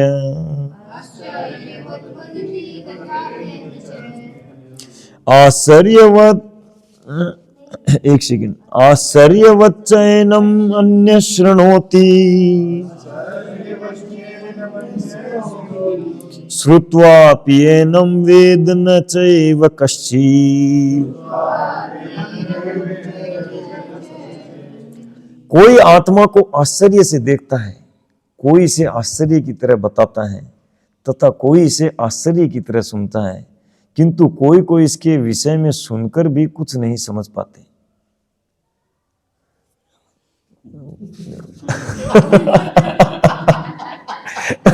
भगवान क्या बात बोल रहे हैं। आश्चर्य से देखता है, आश्चर्य की तरह बताता भी है। हाँ यार कितना आश्चर्य, देखो देखो ये कब होता है, जब ये शमशान में जब जाते हैं ना तभी होता है। जब कहीं डेथ होती है तब कहते हैं कि देखो कल तक दौड़ रहा था, इधर उधर हाथ मार रहा था, ये वो, और आज देखो बेटा पड़ा, देखो क्या साथ ले गया। कितने आश्चर्य बात। उस समय क्या है, कुछ लोग आश्चर्य करते हैं कि यार कितनी क्या आश्चर्य बात है, देखो वही शरीर है लेटा हुआ है और आत्मा चला गया, मतलब वो क्या था वो जो चला गया ये वो, और ये आत्मा था तो काम कर रहा था, आत्मा नहीं है तो नहीं कर रहा। तो ऐसे कोई देखकर, कोई सुनकर, कोई किसी को बताकर, है ना, तो बताने में, सुनने में या देखकर आश्चर्यचकित होता है। और कोई कोई जो होते हैं वो कुछ शायद कुछ बताएं फिर भी, है ना। प्रहलाद महाराज कहते हैं, वो हिरण्याकशिपु पूछते हैं कि बेटा तुम्हारे अंदर ये विष्णु भक्ति आती कहाँ से है? मैं सोचा कि कोई इस्कॉन वाले आके सिखा रहे हैं तेरे को। कोई भक्त लोग वो भी नहीं सिखा रहे। मैं सोचा ये संत अमर का ये लोग सिखा रहे हैं, ये भी नहीं सिखा रहे। फिर ये लोग पूछ के बताएं कि तो तू कह रहा है कि मेरे में अपने आप आती है, तो तेरे में कहाँ से आता है? तो कहते हैं पिताजी मेरे में कहाँ से आता है ये बात छोड़ो, आप में मतलब मेरे में क्यों है भक्ति आ रही है, कहाँ से आ रही है छोड़ो, आप में क्यों नहीं आ रही है वो सुनो पहले। 5 साल का बच्चा पिताजी कहता है कि देखो आप में कृष्ण भक्ति की बात क्यों नहीं आ रही है वो सुनो। तो 2 श्लोक में बताते हैं, है ना।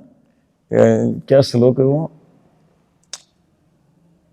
मिथो विपद्येत ग्रह वर्ताना, उससे पहली लाइन क्या है?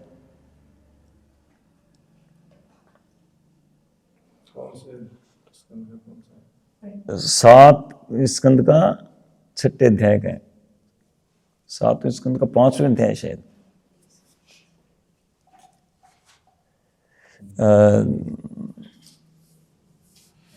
याद नहीं आ रहा पहली लाइन। तो प्रहलाद महाराज कहते हैं कि जो मतिर्न कृष्ण परत सतोवा, तो मति जो है कृष्ण में नहीं लगती, किनकी? जो अदांत गोभीर विषताम तमिस्त्रम, जो अदांत गो इंद्रियों से बिना रोक टोक विषयों को भोगने में लगा हुआ है। ठीक है ना। यहां पर भी इस अध्याय में 44 नंबर श्लोक में भगवान बताएंगे जो भोग ऐश्वर्य में लगा है उनकी मेरे में नहीं लगती है बुद्धि। तो उनका जो अदांत गोभी विषताम तमिस्त्रम, तो ऐसा व्यक्ति क्या है?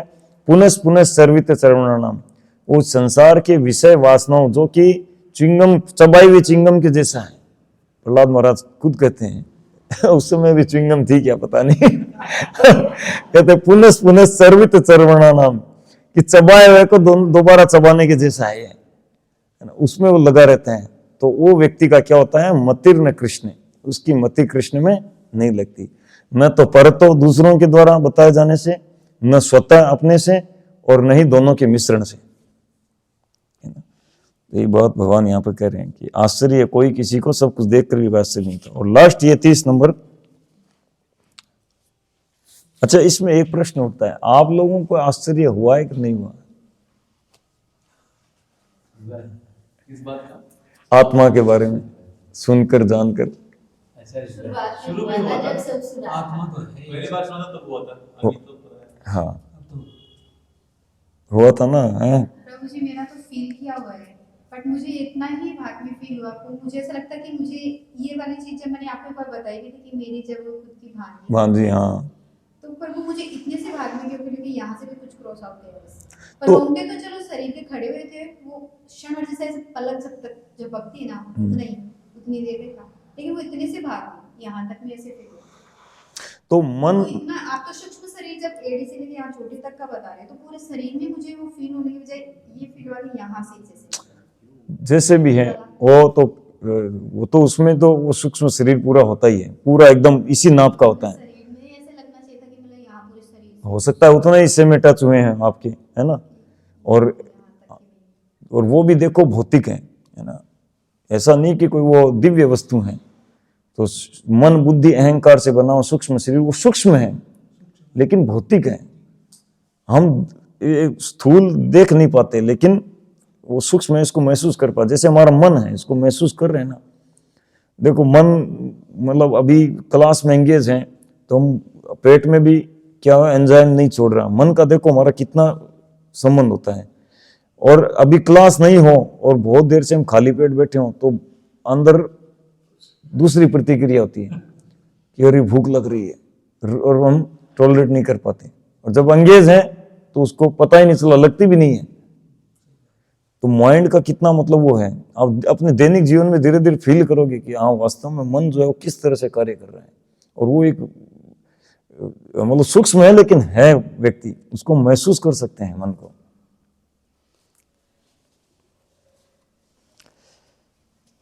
भौतिक चीज तो दिखी ना आंखों से। यदि मन बुद्धि अहंकार भी भौतिक बता रहे हैं, हाँ, तो फिर तो वो तो देखने या स्पर्श करके तो पता चलता है। नहीं, भौतिक चीजों को हर भौतिक चीज दिखती है क्या? भौतिक चीजें तो बताओ, ब्लड के अंदर कितना वो है सीबीसी। प्रभु जी वो तो रसायन है, वो भौतिक थोड़ी है। ब्लड को आप बता सकते हो, हाँ वो भौतिक रसायन है। हवा भौतिक है, कहाँ दिख रही है? आकाश भौतिक है, कहाँ दिखता है? तो भौतिक में भी क्या स्थूल और सूक्ष्म है, महसूस किया जा सकता है, दिखती नहीं है। हाँ सूक्ष्म भी नहीं दिखेगा। अच्छा, सूक्ष्म भी उसमें आया भौतिक में। हाँ, प्रभुपाद जी ने हवा का उदाहरण दिया ना 15वें अध्याय में, हवा का उदाहरण देते हैं। चलो हम चलते हैं। देखो, देहि नित्यम अवध्ययम देहे सर्वस्व भारत तस्मात् सर्वाणि भूतानि न त्वं शोचितुम अर्हसि। हे भरतवंशी, शरीर में रहने वाले देही का कभी भी वध नहीं किया जा सकता, अतः तुम्हें किसी भी जीव के लिए शोक करने की आवश्यकता नहीं है। तो इसमें तात्पर्य में देखिए, यद्यपि से शुरू है, लास्ट में, लास्ट की 4 लाइन पहले देखिए, यद्यपि आत्मा अमर है किंतु इससे हिंसा को प्रोत्साहित नहीं किया जाता। फिर भी युद्ध के समय हिंसा का निषेध नहीं किया जाता क्योंकि तब इसकी आवश्यकता रहती है। ऐसी आवश्यकता को भगवान की आज्ञा के आधार पर उचित ठहराया जा सकता है, स्वेच्छा से नहीं। ठीक है ना। तो अब क्योंकि कोई प्रश्न कर सकता है कि अब शरीर का जन्म होता नहीं है, आत्मा का जन्म होता नहीं है, शरीर उत्पन्न होता है, ये तो नश्वर है, तो अब किसी को मार दिया तो क्या हो गया? अब किसी का मर्डर किया तो क्या हो गया? उसमें क्या शोक करना है, क्या उसमें सोचना है ना। तो अब तो हम किसी का मर्डर भी कर दें तो हमको कोई चिंता नहीं है। तो ऐसा नहीं है ना, ये भगवान द्वारा अनुमोदित नहीं है क्योंकि उसका जो आत्मा का कार्य करने का स्थान वही है ना, तो वो हमने छीन लिया उससे, तो ये बहुत बड़ा उसका नुकसान हो गया। तो इसलिए बहुत बड़ा पाप का कार्य है, इसको बताया नर हत्या, है ना। यद्यपि ये तात्विक दृष्टि से तो क्या हुआ, कौन मरा? वो तो मरा नहीं और वो जीवित था ही नहीं, शरीर जीवित था नहीं जिसको मारा, आत्मा जो मरा ही नहीं, पहले भी नहीं मरा, अभी नहीं मरा। लेकिन फिर भी नहीं है, ऐसा नहीं कि हम इस शिक्षा को लेकर अब हिंसा करने लग जाएं। चलो मनुष्य को नहीं, पशु पक्षियों को आए क्या है, तो है ना। कोई पशु पक्षी कोई जो भी है हमारे संपर्क में आया तो कीड़े आए, पट पट, क्या है, तुम आत्मा थोड़ी हो। नहीं, लेकिन हाँ, तो इससे हिंसा को प्रोत्साहन नहीं किया जाना। फिर भी युद्ध के समय हिंसा निषेध नहीं किया जा सकता, फिर भी कहीं कहीं पर हिंसा जो है वो निषेध नहीं किया जा सकता। लेकिन ये किसके आधार पर? ये स्वेच्छा से नहीं, भगवान की प्लानिंग के अनुसार ये निर्धारित होता है, या फिर गुरु साधु शास्त्र अथॉरिटी के द्वारा ये निर्धारित होता है। जैसे प्राचीन काल में राजा लोग जो थे वो भक्तों से गाइडेंस लेकर राज्य चलाते थे। भक्त लोग सेलेक्ट करते थे, महर्षि लोग, ब्राह्मण लोग, वैष्णव लोग, वो सेलेक्ट करते थे।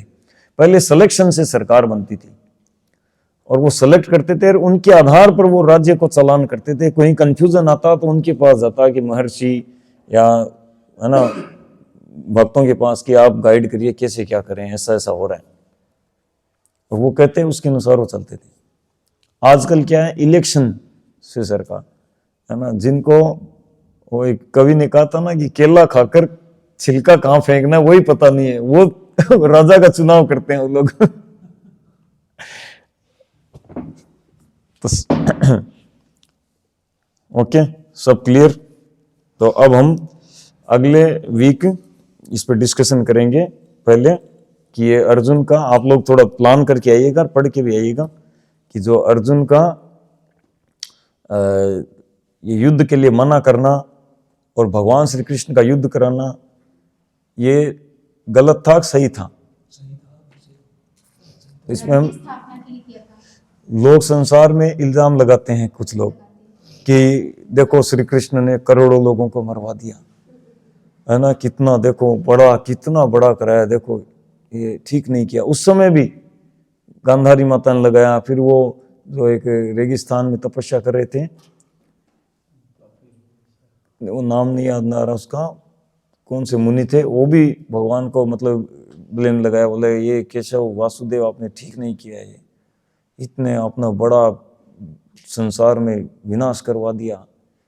और कई लोग बोलते हैं, मेरे को भी कई लोग बोले हैं, ऐसे आपको भी बोले होंगे है ना। तो अगले वीक हम पहले इस पर डिस्कशन करेंगे, ठीक है। और अभी हम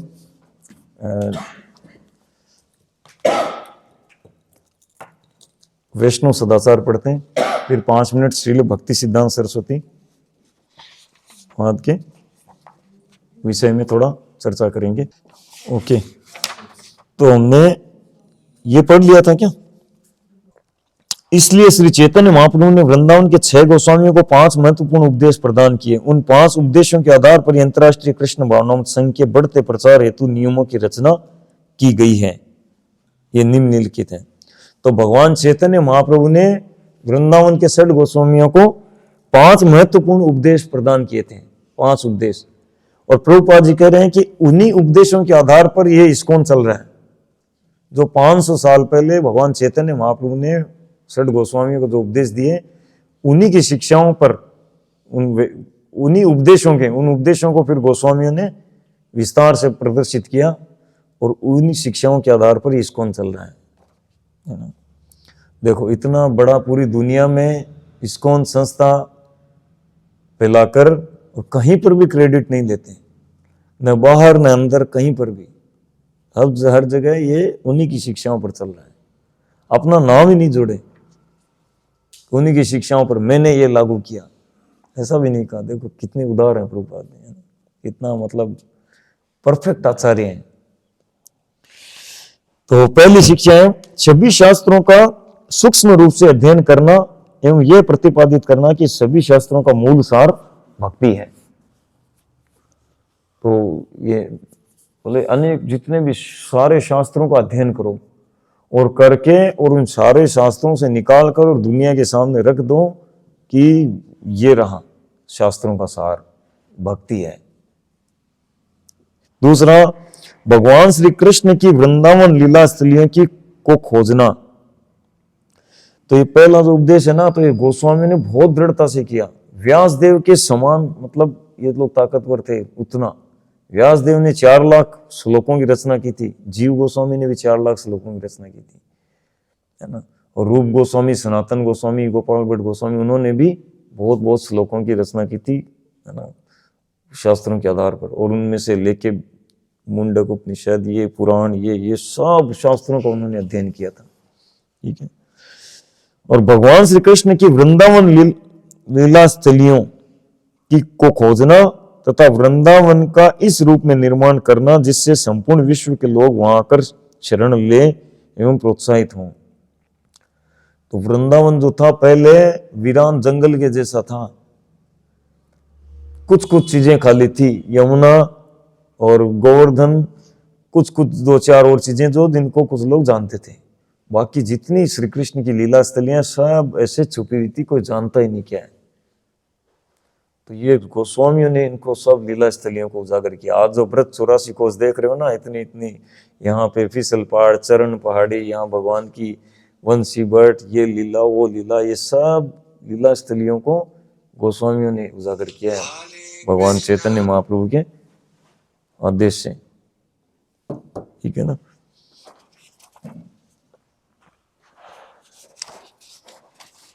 तीसरा, भगवान श्री कृष्ण के सुंदर मंदिरों का निर्माण करना और अर्चा विग्रहों की स्थापना करके योग्य अर्चन पद्धति के विषय में संपूर्ण देश का मार्गदर्शन करना। तो इसमें पहले वाले में कहा था, अच्छा, भगवान श्री कृष्ण के सुंदर मंदिरों का निर्माण करना और अर्चा विग्रहों की स्थापना करके योग्य अर्चना पद्धति के विषय में संपूर्ण देश का मार्गदर्शन करना। तो अर्चन विधि पद्धति दी और विग्रहों की स्थापना करी। जो गोविंद देव जी विग्रह हैं, ये गोमा टिल्ले के अंदर गड़े हुए थे, रूप गोस्वामी ने इनको निकाला था, है ना। मदन मोहन जी थे, वो जो आज भी करौली में है, मदन मोहन जी किसी मथुरा में किसी के घर पर थे, वहां पर सेवा स्वीकार कर रहे थे, दामोदर चौबे के घर में।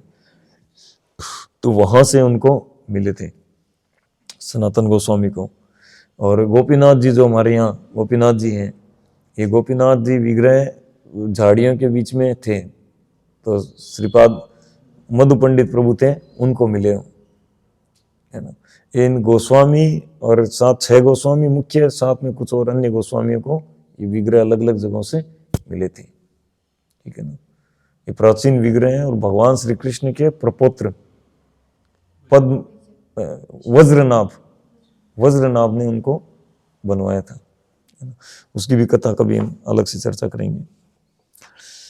और अपने स्वयं के आचरण से सिखाना कि वैष्णव कैसा हो तथा वैष्णव के शिष्टाचार के उदाहरण को प्रस्तुत करना। श्री चैतन्य महाप्रभु के अनुसार यह अत्यंत महत्वपूर्ण सिद्धांत है। केवल शास्त्रों में निपुण होना इतना महत्वपूर्ण नहीं है जितना वरिष्ठ भक्त, कनिष्ठ भक्त, भगवान और बद्ध जीवों के साथ योग्य व्यवहार की जानकारी होना। समझे? केवल शास्त्र ज्ञान में निपुण होना पर्याप्त नहीं है। बड़ों के साथ, मतलब सीनियर भक्त, जूनियर भक्त और भगवान के साथ और सामान्य आम जनता, उनके साथ कैसे व्यवहार करना, ये भी होना चाहिए। तो ये भी ये गोस्वामियों ने प्रस्तुत किया। ये श्री गोपाल भट्ट गोस्वामी, और क्या नाम है उस ग्रंथ का,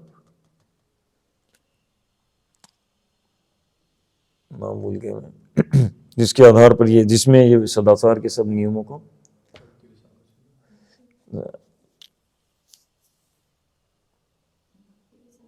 नहीं याद नहीं आ रहा, मैं बताऊंगा आगे, है ना।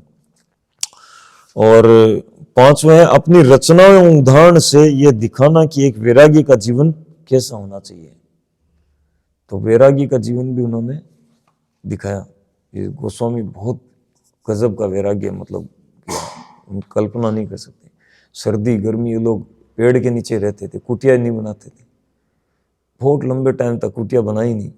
और पेड़ को भी बोले पेड़ में आसक्ति नहीं हो जाए, तो एक पेड़ के नीचे 2-3 दिन से ज्यादा नहीं रुकते थे फिर चेंज कर लेते थे दूसरा पेड़। और दिल्ली गोवर्धन परिक्रमा करना, और गोवर्धन परिक्रमा करके मथुरा जाना, वहां से माधुकरी करके और कुछ आटा वाटा मांग लाए, और नमक हो ठीक है, न हो ठीक है, बिना नमक की रोटी बना के भगवान को भोग ला के वही खाते थे। और खाली जो बची हुई है पड़ी है सूखी है, और दूसरे दिन उसी से काम चला लिया। और कई बार तो वो ऐसे, और 2 घंटे सोते थे वो सिर्फ। और जब जितने भी गोस्वामी थे वो सारे के सारे बहुत मंडलपति थे, मतलब आज के समय में जिसको बोलेंगे अंबानी। रूप गोस्वामी जब रिटायर हुए थे तो उनको 2 नावें भर के सोने के सिक्के मिले थे, क्योंकि वो थे वित्त मंत्री। सनातन गोस्वामी थे प्रधानमंत्री राजा के, है ना। और रघुनाथ दास गोस्वामी, उनके पिताजी के 12 लाख सोने के सिक्कों की आमदनी थी प्रति वर्ष। हर साल 12 लाख सोने के सिक्के कमाई होती थी। और गोपाल भट्ट गोस्वामी भी दक्षिण भारत के, उनके मतलब बेटे थे, क्या नाम है, श्री संप्रदाय के होते हैं, उनके बेटे थे। ऐसे करके सारे जो गोस्वामी हैं ये बहुत ही होते हैं धनी थे, लेकिन सब कुछ त्यक्त्वा तूर्णम अशेष मंडलपति, सब कुछ उन्होंने त्याग दिया और भगवान की सेवा में महाप्रभु के साथ जुड़ गए। ठीक है, समय समाप्त। हरि भक्ति विलास, यस, हरि भक्ति विलास। ओके, तो श्रील भक्ति सिद्धांत सरस्वती गोस्वामी प्रभुपाद का आज तिरोधान दिवस है। तो वो थे श्रील भक्ति विनोद ठाकुर के पुत्र। श्रील भक्ति विनोद ठाकुर भी महान आचार्य थे, और जब जगन्नाथपुरी में रह रहे थे भक्ति विनोद ठाकुर, तो उस समय उन्होंने जगन्नाथ जी के पास में बिमला देवी हैं, नहीं क्या नाम, बिमला देवी का मंदिर है ना पीछे, हाँ बिमला देवी का मंदिर है। ये बिमला देवी पार्वती जी हैं। तो उनसे प्रार्थना करी थी कि कोई किसी वैष्णव को भेजिए, है ना। देखिए शिव जी, पार्वती जी, है ना, और जितने भी देवी देवता हैं, सब संसार के कल्याण के लिए सब चिंतित रहते हैं। इन सब की एक चिंता रहती है कि कैसे हम बद्ध जीवों का कल्याण हो। पर ये बात वैष्णव लोग समझते हैं बड़े चढ़े। तो उनसे प्रार्थना की कि कैसे, मतलब कुछ आप कृपा करिए कि कोई ऐसा कोई महात्मा को भेजिए जो पूरे कृष्ण भक्ति का प्रचार कर सके दुनिया में। तो फिर उनके विमला देवी की कृपा से वो श्रील भक्ति सिद्धांत सरस्वती आप जन्म लिए। तो उनका नाम रखे बिमला प्रसाद, है ना। और बहुत इतने स्ट्रिक्ट थे, एक बार छोटे 5 साल के थे तो श्रील भक्ति विनोद ठाकुर, उनको जन्माष्टमी का दिन था और फल धो के रखे थे, भगवान को भोग लगाने हैं, घर साफ सफाई कर रहे थे। तो आम था, तो आम को बिमला प्रसाद खा लिया था।